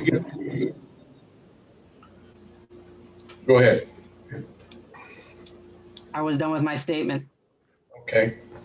Can you give us an idea what the plans are for the fish that are in there right now? How you're going to move those? Because the next thing that I'll have, well, you better have plans, because I'll have all kinds of conservation groups in here wondering why we killed all the fish that are in here. We're going fishing, sir. Yeah. Well, you don't have to go very far. No. All you need is a big net. They're not being sold at the local fish market? Making sure that we're not entrapping a whole schools of redfish in there. And no dolphins. Yes. Well, I know we have a turtle, on-site turtle monitor, and Colleen has discussed working on what to do with some wildlife that's left in the water. Can we just seine the net, or seine the net? Can we use a seine net to just herd them out the thing, and then anything to get them out of there? Yeah, I'll get with Colleen on some ideas. Yeah, regarding the wildlife that's still alive in those, like the dolphins you mentioned, Mayor, part of the program, Shirley and Sons, the contractor working with NIMS, they have a protocol that they have to take to make sure to give the dolphins and this wildlife the ability to get out of the nature preserve before it's fully enclosed. Okay, so there's great. protocols put in place for that. Great. What about the alligators? They can crawl out. They can crawl out on their own. One came up behind my backyard. They're saltwater. Don't tell me that. He walked over there. Yeah, well, yeah, that thing swam. Great job, Ben, as always. Is it too much trouble? And I know I'm only going to be here 3 more months, but for future council people, to have a written report from you guys, even if it's just like what you give us. I mean, because I know on a lot of projects, you give us just a quick paragraph, right? Update. I don't expect pages and pages, but I think coming in, you're going to have a couple new council people, and if they were to have at least a page of information in here, it might help them kind of peruse it a little bit. Not to give you more homework, but We can, it's not homework at all. We'll gladly do that. And I'll work with Francisca so that it's not just there at 5 p.m. today, but it's in your packet so you guys can. Yeah. Didn't we start doing that? We did it. Beginning, we We did. did, and then y'all got away from it, and that's okay. I haven't been on your case, but I again, for my last 3 months, and then just, for future people, it will be helpful just to have a little, even if it's just 1-page summary in there, that'd be awesome. It's not a problem. I'll gladly do it. Thank you. And Ben, just on the appeals process, you feel they are making some grounds? Yeah, we're working on the public safety building primarily, and this is setting the tone. And like I said, we've got $850 or $1 million. It's a little shy. I'm rounding up a little bit, but that's their price. We're nailing down the size of the building right now, all the little pieces, and I think we're talking, and we finally are talking to the people that actually are making decisions, which FEMA has not given us for the last 3 years on this project. So, they've promised that they're going to work hard with us and work with us to make this right. I think so far they've shown that they're doing that. Great. Thank you, sir.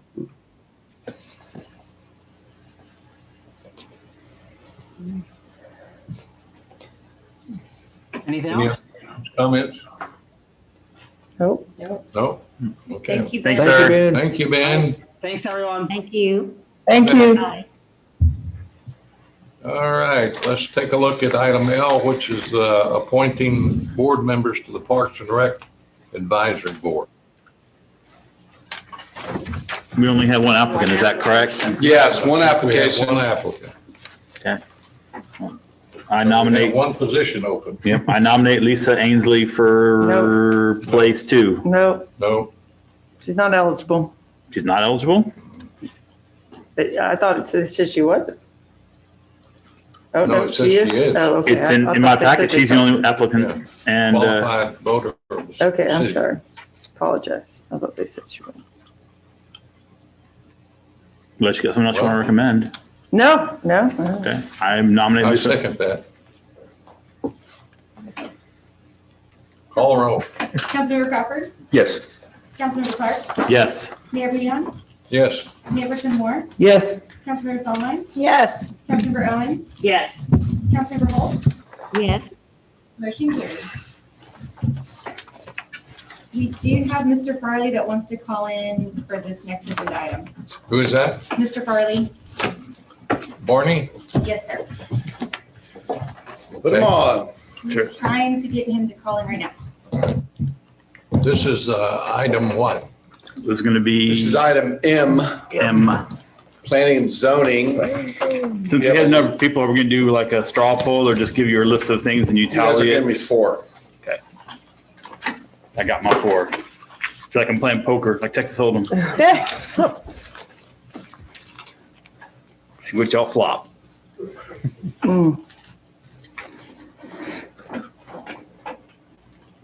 Is he there? He is not. We're trying to call him right now. Okay. Is anyone else on? No one else is on. Now, some of these openings, they're different. Right, so Amount 2 of the of time. openings are a year and 5 months. 2 of the openings are for 5 months. Just goes to June. Do you want numbers or you want how the thing, or do you really? You guys are going to give me 4, and your first 2 are going to be the 1 year, 5 month people. Okay. And your 3 and 4 are going to be the 5 month people. Got it. Well, I just want to say, it's really, really nice to see so many people apply. Absolutely. So kudos to all those people who applied, because sometimes we struggle to even get applicants. So I think it's great that we had Yep. choices, and obviously people want to take And not advantage. we had good choices. Yeah, I was Yeah, gonna say, qualified we people. had a lot of great applicants. Any luck, Fran? He's going to call in right now. Okay.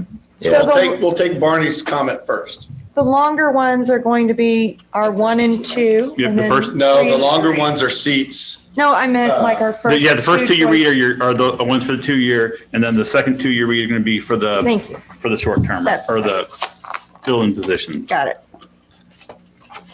Yeah, and there's 4 positions, 11 applicants, and I don't know about you guys, but I was able to talk to almost all of them with the exception of 1. And it was very consistent that everybody was very much concerned in with Old Town, which I like Barney's comment of original town. I like that concept. Original town. Original town, but the main thing with it all was the people that they're concerned. I mean, we got people that are, planning and zoning in other states. We've got people that are real estate brokers. I mean, we had every facet. We got applicants that, like Mr. Farley, 60 years here. We've got others that were 50 and 27. I mean, there's just a lot. But what was consistent was that their love of being here. And and when I spoke with them, also mentioning that, there's some challenges. And, this P&Z, we got talked about a lot tonight with the comprehensive plan. There's a lot of big decisions, a lot of things that are going to come. And so the people that get appointed tonight, I mean, it'd be a good task for them. But like y'all mentioned, it was really neat to talk to some of them. Yeah. I mean, and they were brief conversations, and I appreciate everybody taking my call. Yeah. So each of these, 2 of these are 1.5 years, 2 of them are 6 months. 5 months, yeah.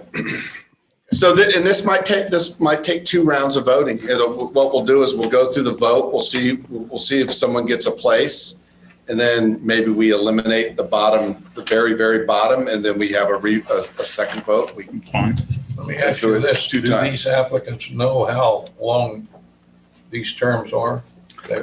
When they applied, they know that 2 of the seats are 5 months, 2 of the seats are 1.5. So it didn't matter to them which one they applied for? No. I think just you get on the seat, and then once you're there, you pretty much get reapplied unless you quit. There was some really, really good applicants. I'm reappointed. In my conversations, nobody mentioned that at all. Okay. At least the ones I had. Is he available? Mr. Farley is on right now. Hi, All Mr. right. Farley. Hello. We hear you, Barney. Okay. Yes. I wanted this to be on the planning and zoning because of all we're going through major changes here in town, and I don't want to watch it happen. I want to have a role in it. I think we're in an economic boom here, sort of like an economic miracle. I sort of think that we need to look at the limits and the boundaries of how far and how fast we want to go. And I definitely want to have some influence on that. In a lot of ways, the town has become, I think, too big for its britches right now. It wouldn't hurt to slow down a little bit, go back and, like we revisited the STR ordinances, revisit the master plans and shorten the 5-year plans and all that, and try to steer the city in a direction that's more is more advantageous to the residents, the people who live here, who want to live here, who have no skin in the game as far as continuing with big developments. In other words, people who want to live here because of what Port Aransas is, and try to preserve some of that while allowing a good, solid, durable economy to take place. Like, I don't think we need this runaway thing to continue. And I want to put in a pitch for making an actual old town, an original town thing, doing something with that will preserve it and make it last for a long time. I really think it would be an economic asset for Port Aransas for many years to come if we went and actually preserve some of these vestiges of this community, which is like, what's 130 years old or whatever. So I think that's, I think it's okay to want those things. So if you want to put me on P&Z, then that's where I'm coming from. And so vote for Barney. Thank you. Thank you, Barney. Thanks, Barney. Does anyone have any questions up or? Thank you, Barney. Thank you. Thank you. Thank you, thank you. Bye. How do you want to do this, David? We're going to go around and take 4 votes from each council member. Your first 2 votes. Or 1.5? Yeah, and it doesn't matter whether it's seat 2 or 5. We're going to go by the top vote getters in each category. So give me your 1.5 or 1.5. I'll just keep it at 1.5. 1.5 here, 1.5 here, half a year, half a year. So you're going to give me 4 names. Okay. Does anyone want to go first? Sure, I'll jump in Okay, there. Bruce, go ahead. Okay, number 1, Craig Scott. Okay, Craig Scott. Dayton Michael. Or Michael Dayton. Michael I'm sorry. Dayton. Michael, I'm sorry. I was thinking. Michael Dayton. Okay, those are your 1.5 year. Yes, Now sir. your half year. Victoria Spencer Stewick. Victoria Stewick. Okay. And Ashley Robertson. Ashley. Okay. Who wants to go? I'd like to go next. Okay, Joan, go ahead. Because those were absolutely, those So were your all first- business people that are owned by Pamela and all kinds of stuff. So they're not anybody I want to vote for. Barney Farley. Okay, Barney. Resident, Old Town. Martin Phelan, who has worked on a master plan in Illinois where he was on the P&Z, and he's got a lot of plaudits for that and land use. Okay, and then Susanna Rita, real estate, and John Morris. I missed one, Joan. Who was 3 and 4? Because too many people. 3 and 4, you have 1 and 2, right? Yeah. Martin, Phelan, and Barney, 1 and 2. Okay, who are 3 and 4? Susanna Reeder in real estate, and John Morris. Okay, who's next? I'll go. All right, Chuck. 1, Craig Scott. 2, Michael Dayton. Oh, sorry. 2, Michael Dayton. 3, Kyle Burgess. And 4, Ashley Robertson. Okay. I'll go. Okay, Shannon, go ahead. 1, John Morris. Okay. 2, Craig Scott. Who? Craig. Craig Scott. 3, Bonnie Farley. And 4, Susanna Reeder. Okay. I still didn't get your second one. Craig. Craig Okay. Scott. All right, we got Beth, Wendy, or Charles. I'll go. All right, Beth, go ahead. Craig Scott, Kyle Burgess, Jillian Gainey, and Ashley Robertson.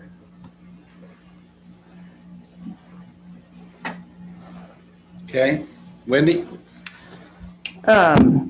Craig Scott, and I tried to base mine on some experience too, because I feel like we have 4 spots and we're going to need some people with some planning experience, which certainly matters, whether real estate ordinances, planning, whatever it is. And so Craig, definitely, he's been on P&Z, and I think that's key, especially to fill that 1.5 year role.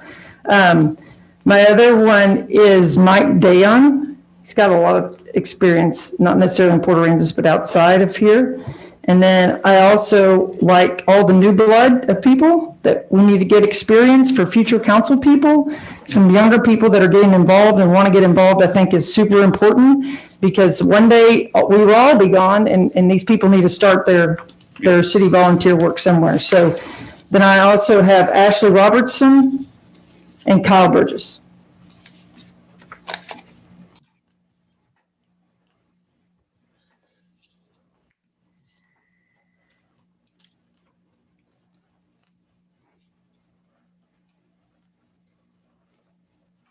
All right, Mayor. Your first one, your 1.5 year, 1.5 years. Yeah, I already have those. Barney Farley and Victoria Smith. Okay. All right, and your 2 half years.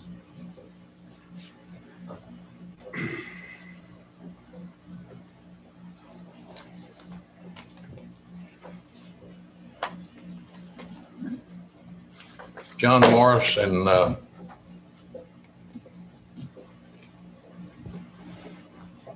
Ashley Robinson. Okay.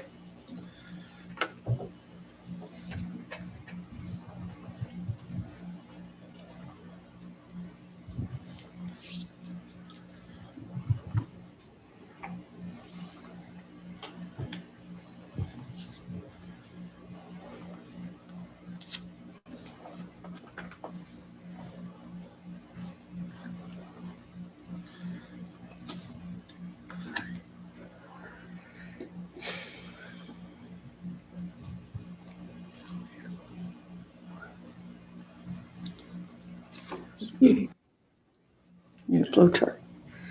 Spreadsheet. We need Chuck in the spreadsheet. Yes. Need your spreadsheet, Chuck. He's already writing it out there. He's spreadsheeting the old-fashioned way. I wish I would. Yeah, no, sure, absolutely. That's what David. Yeah, I should have had one that just manipulated what we went. I did not think that far ahead. I'm just glad we got people. Yeah, this is a lot. Okay, so filling the 1.5 year, the 2 1.5 year seats are Craig Scott and Mike Dayon. Filling the half-year seats, Ashley had 5 votes, so she gets one of those, and then you have 3 members tied at 2, John Morris, Kyle Burgess, and Susanna Reeder. So do we revote? Or we're going to revote on the bottom 2. Well, no, just for one. Yeah, so Ashley gets 1 seat. So everyone's going to give me 1 person. Out of the 3? Out of John Morris, Kyle Burgess, Susanna Reeder. Okay. Kyle. All right, hold up. Sorry. Bruce, we're going to go in the same order. Bruce. Kyle Burgess. Okay. Joan. John Morris. Okay. Was it Shannon or Chuck. Chuck. Kyle Burgess. Shannon. John Morris. Beth. Kyle Burgess. Wendy. Kyle. Mayor. John. Okay. So it's Kyle.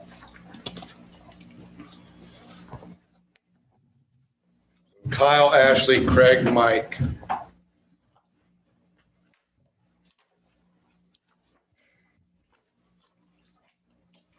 Congratulations. Okay, All right. moving on. Item N. This is the radio equipment for the police department. Yes, and we got LTs here. The issue that never seems to go away. Take 3. LT, you're in the hot seat. This is you and Darla. Yeah, it's really just the Who money needs to portion go of first? it. Darla, you It's really just the Darla. money portion of it, 'cause I don't think that. I think there's not a question of whether or not we're wanting to approve the purchase of this radio system, but we're trying to get the resolution correct. The total cost for this project is $716,000. When we first brought it to you, the first resolution, we only had page 1 and we said 169,000.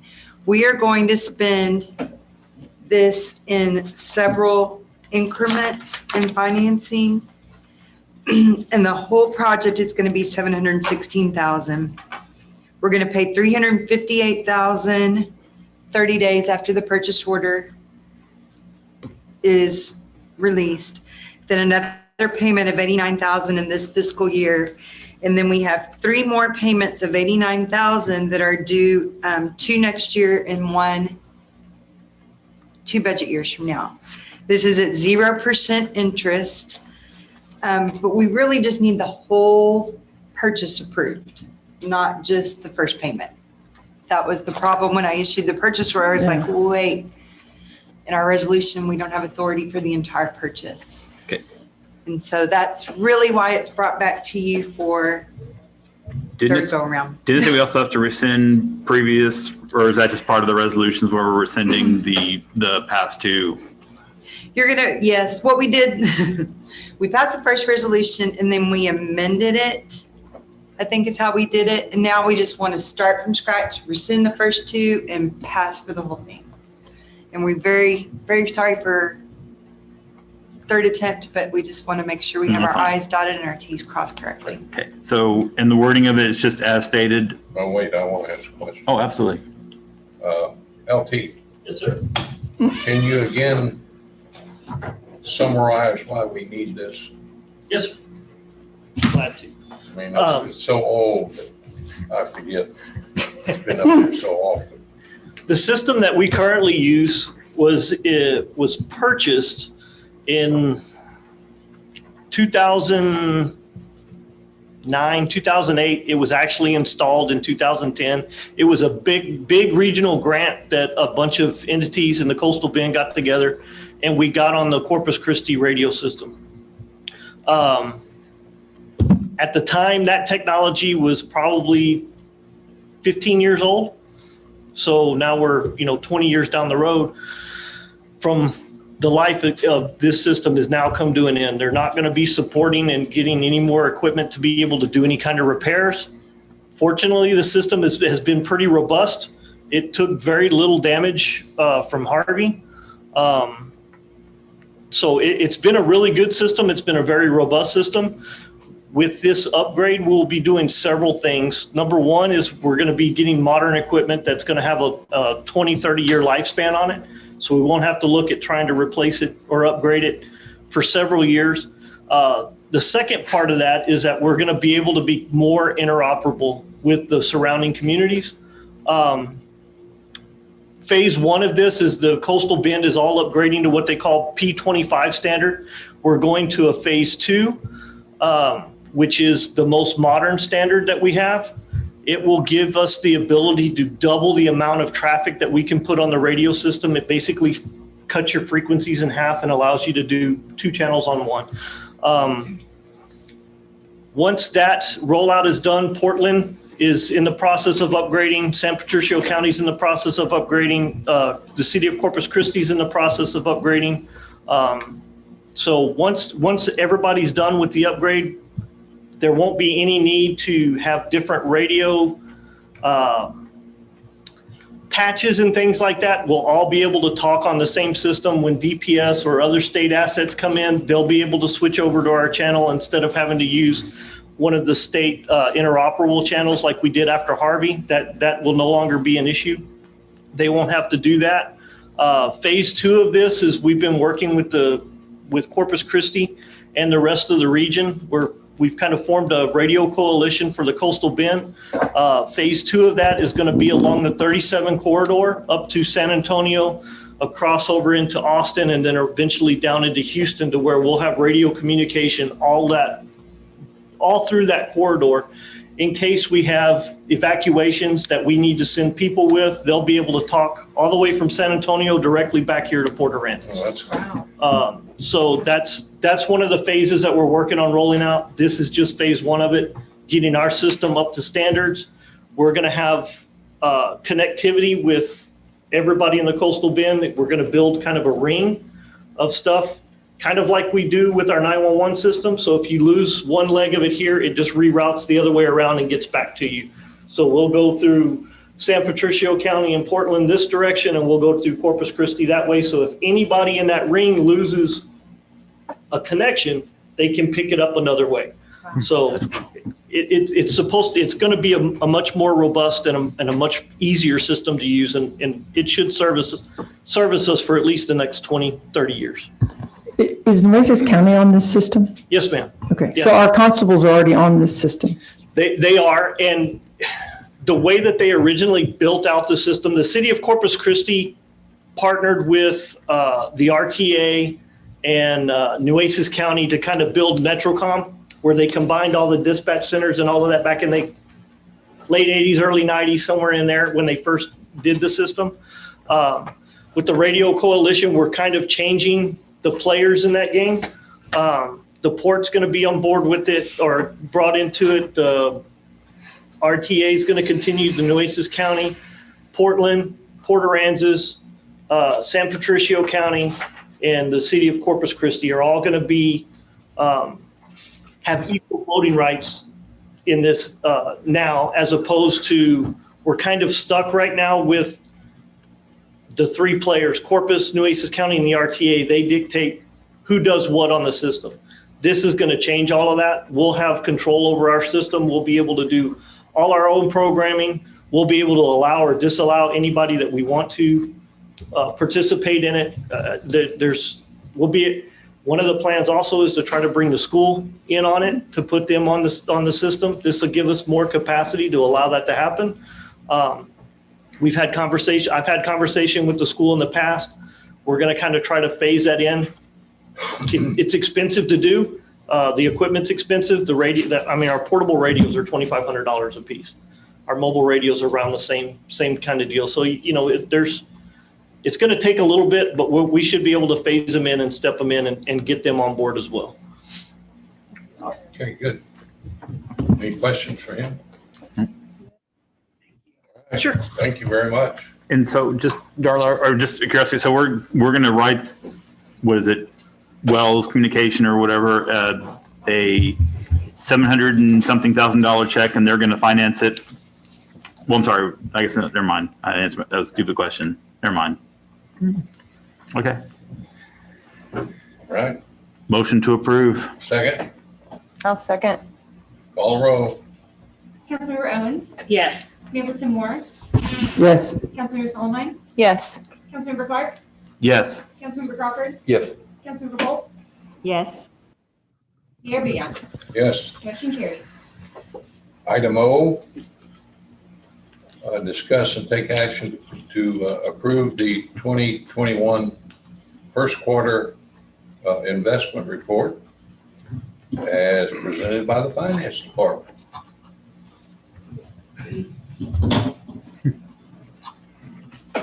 Wow, we are making so much money. I know. So you have in your packet the quarterly financial report for investments. And page 2, which is 281 of your packet, is where it details what our interest rate is on our various investments, which you notice we have one that is just a little over 1%. The rest are more, 90.9, not 0.09. Okay, I was saying, because that's like, yeah. But the, It may not be. it may not be. It actually may not be. I know. I mean, that may be the actual number. The rates are that low. If you got something at 1%, you better keep it. I think Don't give it away. class is at 10.10 versus 1. I think actually, I need to look back at that and get that corrected next month. But our CD, we had one CD that matured in December that we've actually been holding for a little over 3 years. So that rolled off of the financial report December 21st. So we weren't able to buy anything at that point for that price. But we haven't invested anything in any more CDs. It's pretty liquid right now in either money market or the pools. But if you have any questions about it, I'd be happy to answer. Do we approve this, or is it just I don't think you have to FYI? approve, it's just a That's not presentation. approval. She just makes the report. Okay. Yeah. It says discuss and take action. Well, that's why I said I just didn't know if it's. To approve, yeah. Or does it say you have to approve it? Okay, well, motion to approve. Second. Councilmember Solomon, Yes. Councilmember Owens, Yes. Councilmember Clark, Yes. Councilmember Crawford, Yes. Councilmember Holt, Yes. Mayor Tim Moore, Yes. Mayor Beyond. Yes. Motion carried. Okay, we need the, let's see here. City manager report. Yep. Okay, I'll go over the legislative update. I didn't get good intel on what happened today, but up in Austin, there was big hearing and big debates over the winter storm and gas prices and electric prices, but I do not have an update for you. I'm going to probably track down something tomorrow, and if I get some good information, I'll just send it out to you guys. Yeah, I suspect that's going to go on for a number of Yeah, it's a pretty heated topic, no pun intended. Bad. We did reach out to, is it South Cross Energy, who is our gas provider. And we typically get a monthly bill, but we said, hey, could you guys work it up real quick and send us what you have? We'd like to look at what our February bill is going to be. So we did get our hands on our bill. Yeah, was it yesterday? No, it was Day before. Day before. It was Yeah, so we got our hands on what is going to be our bill that will include the winter storm. And not because we used more gas, but because of the fluctuation in the gas price index. Right. Yeah. For example, on any given day in January, citywide, we used about $1,200 in gas citywide.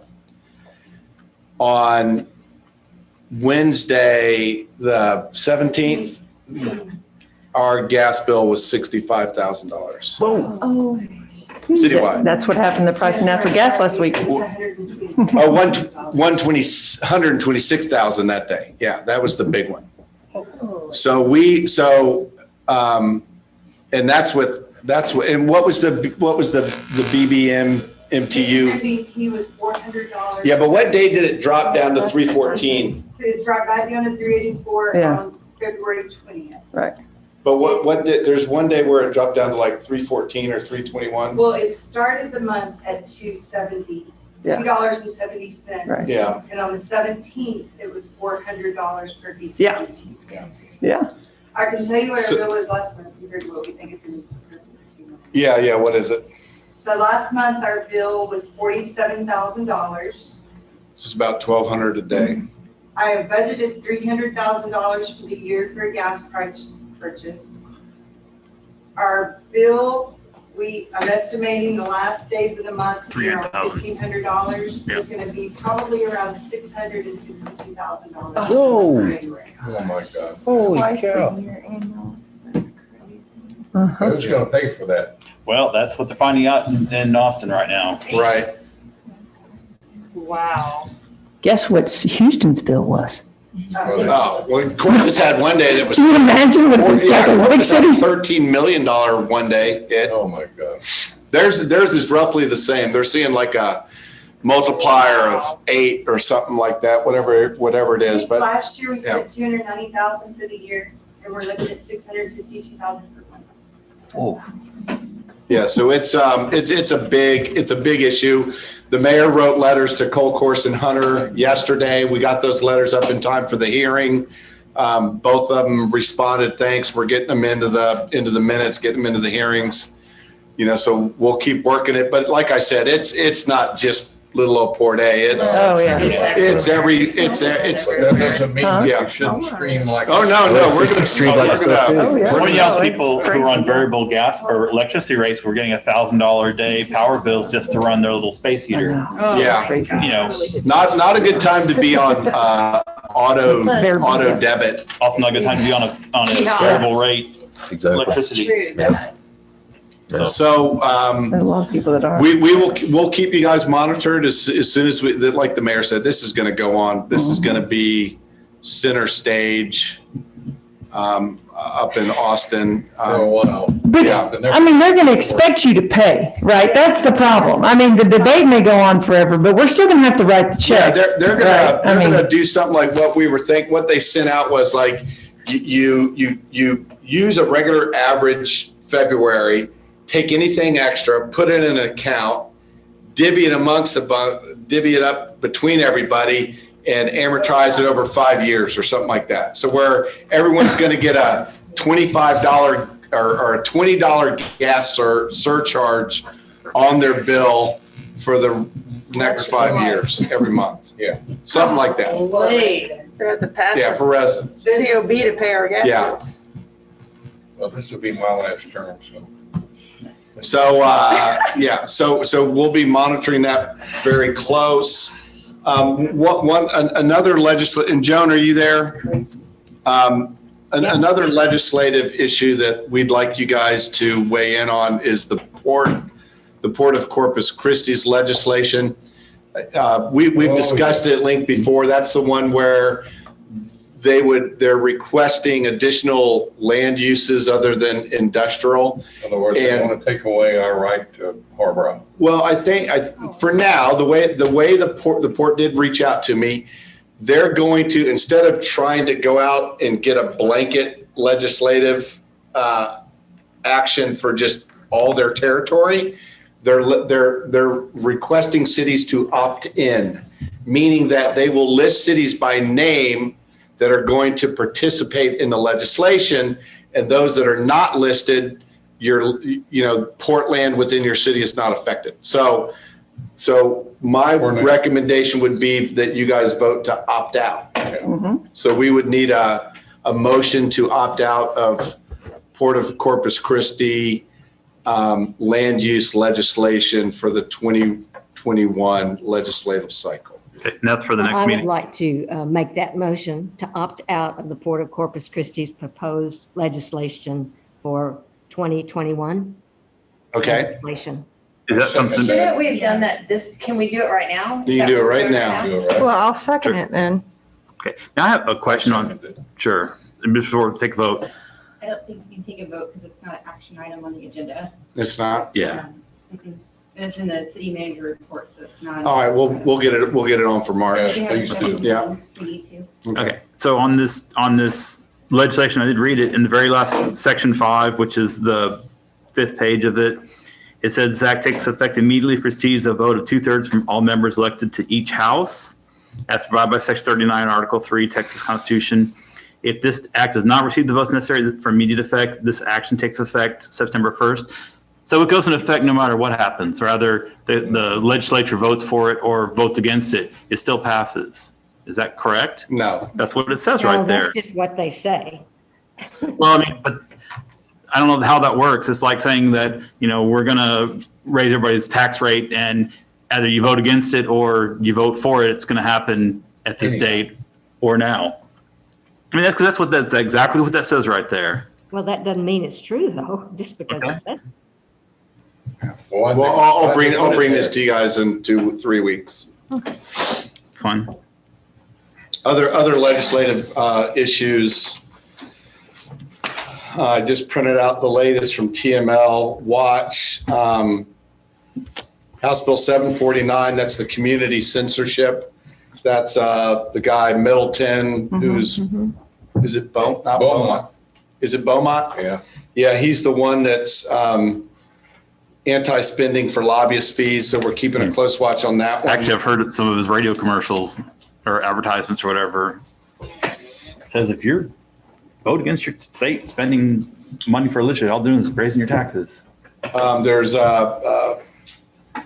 property tax limitations in disaster, House Bill 1798. That's one where it would amend the Texas Constitution to allow the legislature to limit the maximum appraised value of real estate located in a political subdivision, which is part of a declared disaster area by the governor or the president. So that one's in there. Good for coastal communities. Massage parlors, that's kind of an odd one. I won't even mention that one. Please don't. What was the one you mentioned earlier about? I'm getting to it. It's and then one of the big ones is by she's a Democrat up in Carrollton, Beckley. She's the one that's doing the short-term rental preemption. So basically, it's not too different from ours. It allows you to have a short-term rental program, but she definitely, it's a pretty long-winded House bill, but she definitely gets into everyone's business over rental periods, definition of bedrooms. Then she also sets limits on, so she sets a state limit on occupancy. So the occupancy changes. It allows you to charge a fee. And it also has some violations, what a city can and can't do as far as violations. And it allows a city to contract out a third party to run your like billing program. So it's not too different from ours, but it would, if it were to pass, it would set the standard for short-term rental regulations. So that's one we're watching. It should not be the state's authority on city government. Right. And And so TML will be fighting that. Right, That's going to be right. one that TML is definitely going to Something fight like that. against. Be able to bring your own municipality. What the House bill was that? That one was House Bill 1960. And then she has a follow-up bill that's 1961 that I can't tell what the difference is. Okay, thank you. It's almost identical. Maybe that's her way of trying twice. Or maybe one's So again, I would just urge you guys, get on TML's website. TML has if you go to their website, they have is it the 86 that we're in now? 86 or 87? It's Right, 87. Yeah. 87. Yeah. So they have a web page and it says TML legislative update number 7, what to look for, and, get on there and look at it. There's a couple hundred bills and some of them might pertain to you or your constituents. And there's a lot of good reading. A lot of them are property tax, state tax. Here's one for ungraded eggs. Ungraded eggs. All right. Peace officers. I mean, it really covers kind of every city function. So, Man. but again, the main thing right now we're tracking is this legislative gas and electric. Yeah. Well, that's gonna be a big chunk of our budget if it. All right, Darla.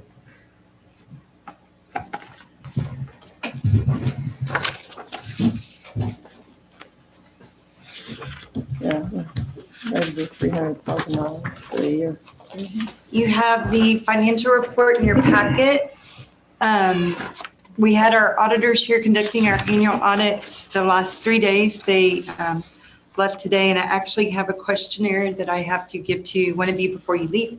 Again.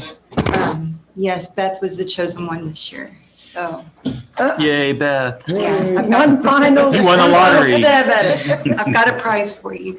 And you said you had something for me. Yeah. I just want to focus maybe on the economic indicators I put in your packet.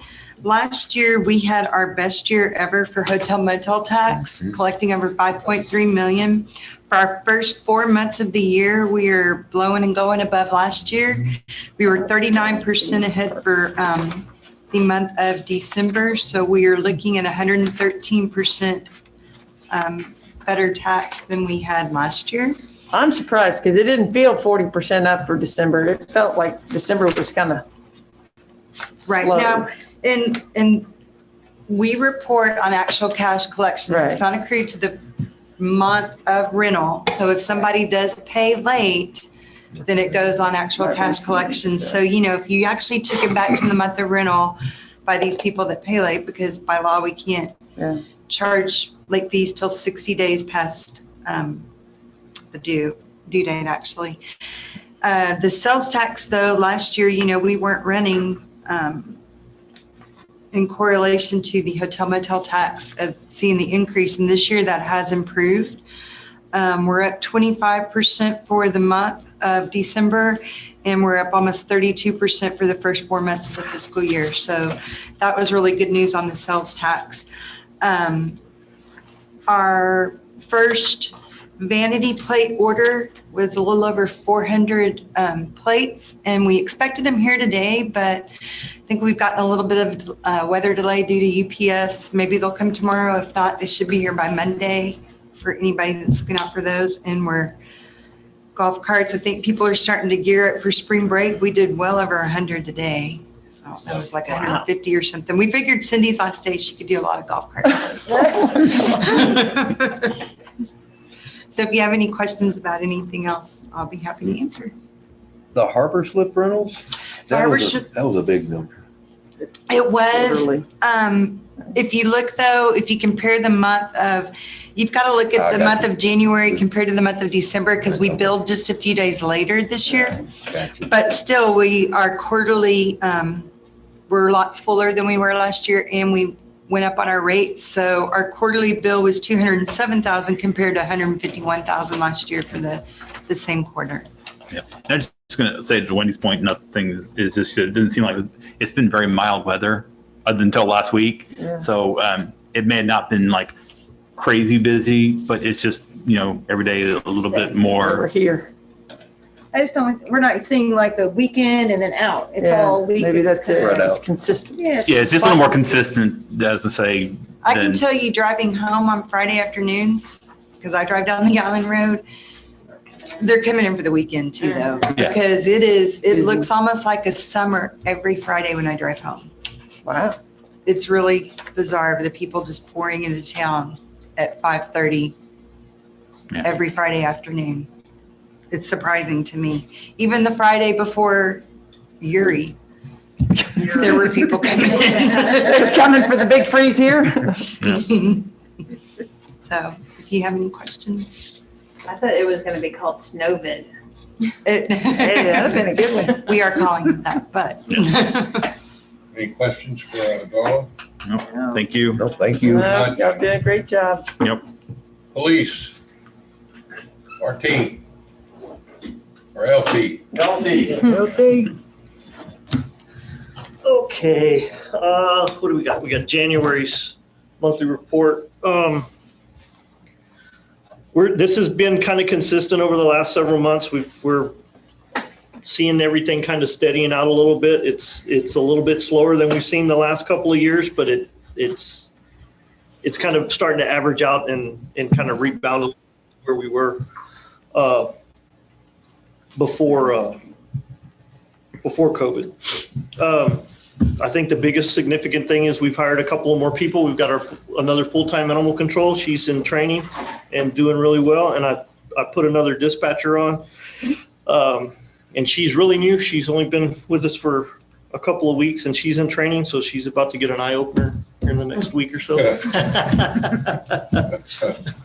I've got one new, officer that's towards the end of his field training. That's also going to get a very well introduction to Port Aransas and kick off the. And we are kind of scratching our heads what we think spring break's going to look at. There's so many universities that have canceled. Right. So we don't know if it's going to be, we're thinking that the high schools and elementary schools and middle schools, they're still out. Or they're going to have a vacation. So we think it'll be more of a family influx and then less of the crowd mob down at the. Well, I think what we're planning for is slow or moderate weekdays and just busy weekends. Yeah. How's your reservations, Joe? What properties we have, look there. Yeah, I was gonna say, our I mean, phone, like at it's- Deep Sea and Jackfish, I mean, I think. Yeah, I think we're going to have a busier I think family, it's. more yeah, family. I think it's gonna be family for sure. Yeah. Or family. Yeah, and we're definitely hoping for a repeat kind of last year's crowd, if not a little bit more on the family side. I think we saw that a lot last year. If you drove the beach last year, you could kind of see the end of the bollards about 19. Pole 19 was the kind of the dividing line of where the non-family crowds were as opposed to where, all the families and stuff were, because I mean, it was packed down towards, from all along the bollards, down past G and into the county park and all of that. I mean, it was. We should, if we There don't was a get the gas bill before spring break. Do you have all your connections for DPS and all that? Oh gosh, that reminds me. Yeah, we've been in communication with them. They're kind of in a tough spot this year. Yeah. We've talked with their captain and we haven't got a firm commitment on what kind of numbers they're going to supply us with. I can tell you over the past probably 10, 12 years that they've been here in force, there's yet to be a year that they haven't, at the last minute, if nothing else, sent people over, even in an unofficial kind of capacity, and supported us. So I don't have a good answer for you on that one yet. They haven't committed to us with any certain numbers. Numbers now. Correct. I did reach out to Parks and Wildlife. They always commit resources for a small window during the deal. I did reach out to their captain over in Rockport. He's a real good guy. He's really good here in Port A. And he said that if anything that DPS was not able to provide, that they would pick up the slack and send people over. So we should be okay as far as supplemental law enforcement. If we have the kind of crowds that we had last year, we may not need a bunch of it. So that's the hope. Mhm. Mhm. Okay. Anything else from our police force? Good job. Keep up the good work. Thank you so much. Yep. Keep arresting all the bad guys. We're going to try. EMS here? Yes. Sir, Oh, you hear me okay? Yes, sir. go ahead. Sir, I guess it's been my time just updating you guys on our upcoming vaccination efforts. We got contacted by Nueces County that they were going to begin implementing a mobile vaccine site. And this is kind of their efforts to start pushing some of these doses further out from, their initial, like the R&B Fairgrounds and the Bank Center. And so we're going to be one of the first areas to be visited utilizing the mobile vaccine sites. And they've told us they're going to be providing us an initial allotment, about 500 vaccine doses. And so we're working with the county personnel. Our target is Monday morning, March the 1st, to provide those 500 doses to the residents here. We're going to be pushing out a community survey sometime tomorrow. And this will be a way for us to gather a list of those residents who are requesting vaccines, as well as just try to give us an overall picture of our total need for our area. And our hope is that they're going to start providing these weekly allotments, and then hopefully we can give them a target number. We can say we need 7, 8 of these in order to get everybody get our community taken care of. So Monday's going to be our first try at this. We've got a site picked out. We're getting volunteers together. We're getting personnel to be on site to help us with traffic control. Of course, our vaccinators, people actually delivering the shots. County's providing a lot of resources to us in the form of technology and personnel. So we are very hopeful that this is going to be a good turnout and a good event, and hopefully continue on through the next few months. So, Where's the sign at? Are you looking at? Yeah, we've chosen Island Moorings Parkway. It's about 3,000 square foot stretch of street that's in good condition. There's not a lot of obstruction to any residents or businesses. Except for We'll be able to fit a majority of we're going to be double, triple laning the people coming in. We've got some traffic control plan in place, and it's considering the time frame. The heads up is a little quick. They get vaccine in and they want to turn around and use them right away. And so of the several sites that we had kind of scoped out throughout the city, this to us provides the least impact to traffic and to residential areas, to the ferry access and stuff. So Let me ask you another question here. Yes, sir. Yeah, the 500, how are we advising our folks here about that? Do they know about it? Or? Well, that's the second follow-on question. It's been in the paper, and in the paper, the mayor said that it's actually 1,000. Mayor Corpus says it's gonna be 1,000 doses. No, it's not. 1,000. Okay, That's incorrect. well, that's what she said. You mean the county judge? Or the county. I'm sorry, the judge. county judge. Sorry, county judge. So There's a little misinformation there. It's she might have got hold of 1,000 shots, but it's going to several different centers. The Port A one's getting 500. okay, got it. Yep. Yeah. How are you picking the 500? Well, the survey that's going out tomorrow is going to be like a mass gathering of just we hope to get thousands of people come in and get a list generated. We're following the counties and the state's recommendations for for their target audience. We're still nationwide. We're still in the 1B category. We're still looking at those who are most vulnerable, the 65 and older, those with chronic illnesses that would put them at greater risk for serious illness if they were to get COVID. And so we will be utilizing that list. That the survey will gather that information as far as age groups and those comorbidities. And so that'll be our target is those that are most vulnerable. And but it's also people that are going to be here for round 2. So I mean, our goal is to, and we don't know how it's going to play out, but we don't want just 500 Winter Texans showing up getting the shots and then none of the locals getting them. Exactly. So we are filtering who's who, and Nueces County. The way the law reads is the shots are available to Nueces County residents, and those, I think is it within 75 miles? 75 miles outside of the county. So there is a rule about who should get the shot. But I'm just curious, Ed, I mean, I feel like probably the majority of our local residents who fit those categories have probably already had their vaccines, at least one, if not 2. And I know it depends whether or not you have Pfizer or Moderna, what they're giving you. So if you sit there and you've got 300 shots left, then I guess you have to use them. So will it be open then to other residents? We will, once our survey data starts flowing in, this by tomorrow on Saturday, I'm being told by a few, Dr. Russell, by other area, that there's going to be plenty. We're not going to have an issue getting the 500. And so by Saturday, we'll have a good count of if we'll need to open it up, but I don't see it being an issue. I think we're going to be able to fill it with those that need it. The R&B Fairgrounds is a great operation, but it is a good trek for some people that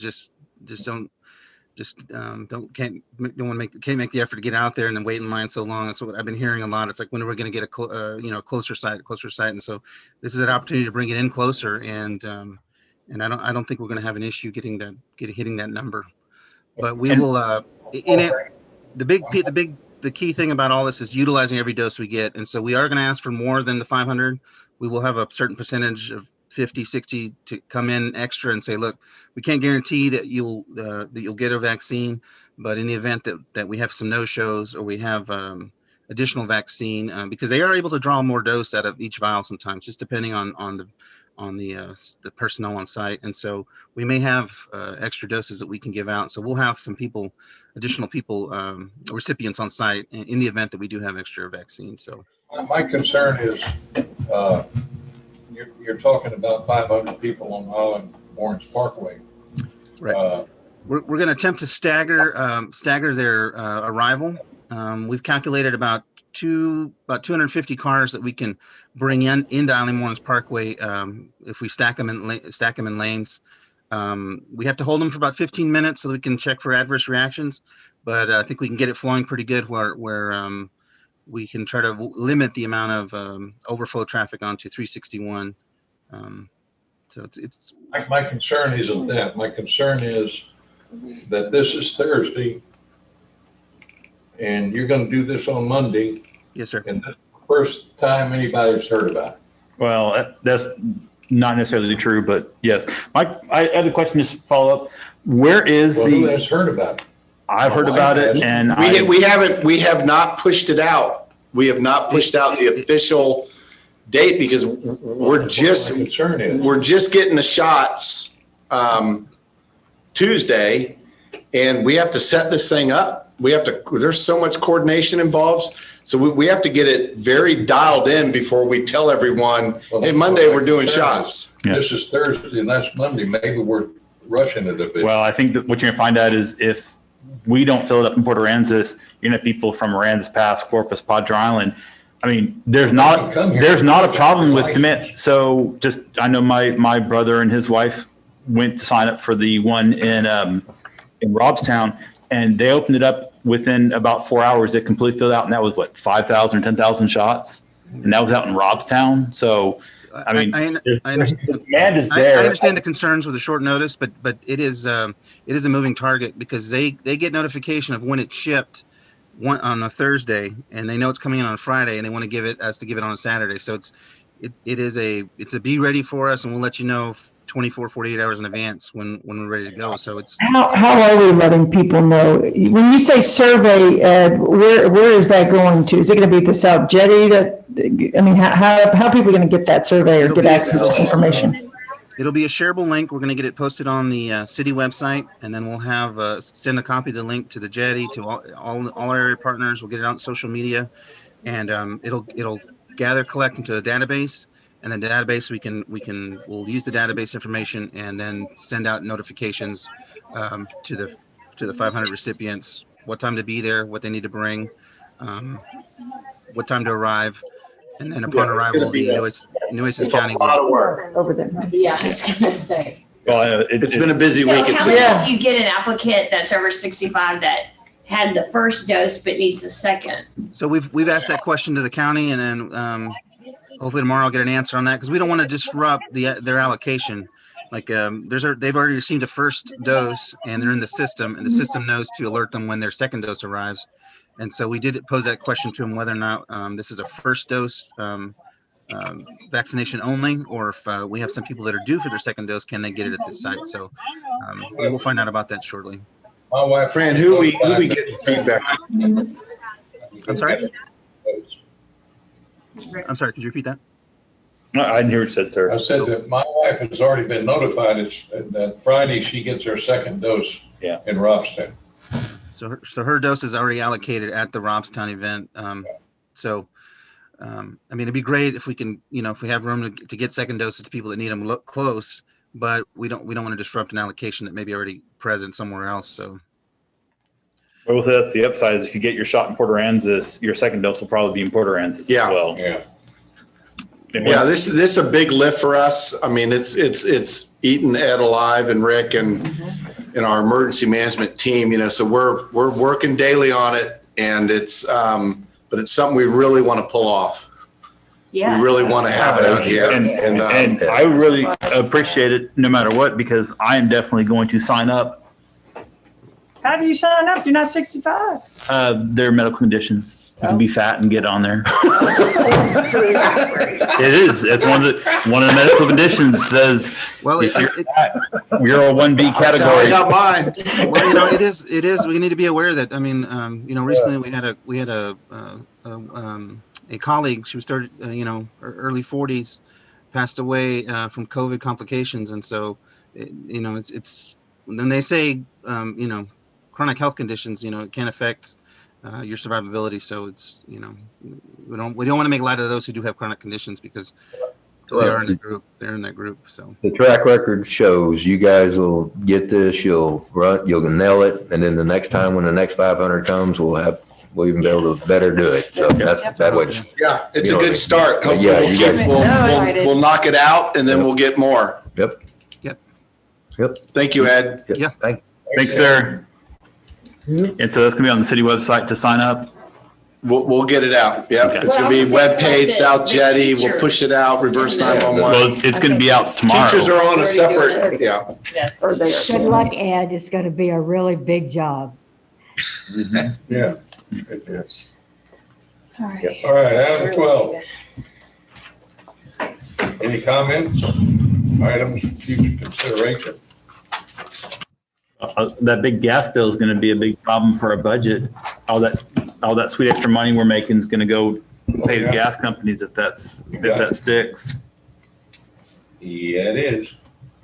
So that's rough. All right.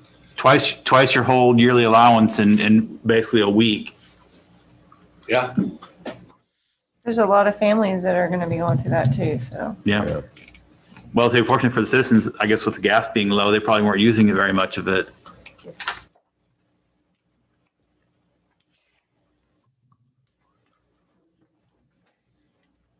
The old saying, you get what you pay for. That's exactly what I was going to say. Texas not insulating gas lines and turbines and everything else. There you go. We statewide, everyone cut a lot of corners, and you saw the same Windmills I saw with oil running down all over the ground. Yeah. And it's not just windmills, look at Denmark. They were laughing at us. Yeah. They have winters, they have bitter winters every year. Mm-hmm. And they're 100% turbine and they're like, it's called winterization. And we didn't do it. And we didn't do it on gas lines. I mean, we had a nuclear plant go down because of freezing. We had 30 gigawatts of gas go down because of freezing. 10 gigawatts of windmills go down because of freezing. Generators everywhere quit. Yeah, I mean, it was failure across the board. Yeah. In Yeah, every they said sector. we were 4 minutes and 30 seconds just from a total blackout statewide. But we'll keep you guys monitored. All right. All right. Anything else? Good meeting, people. All right. Meeting adjourned.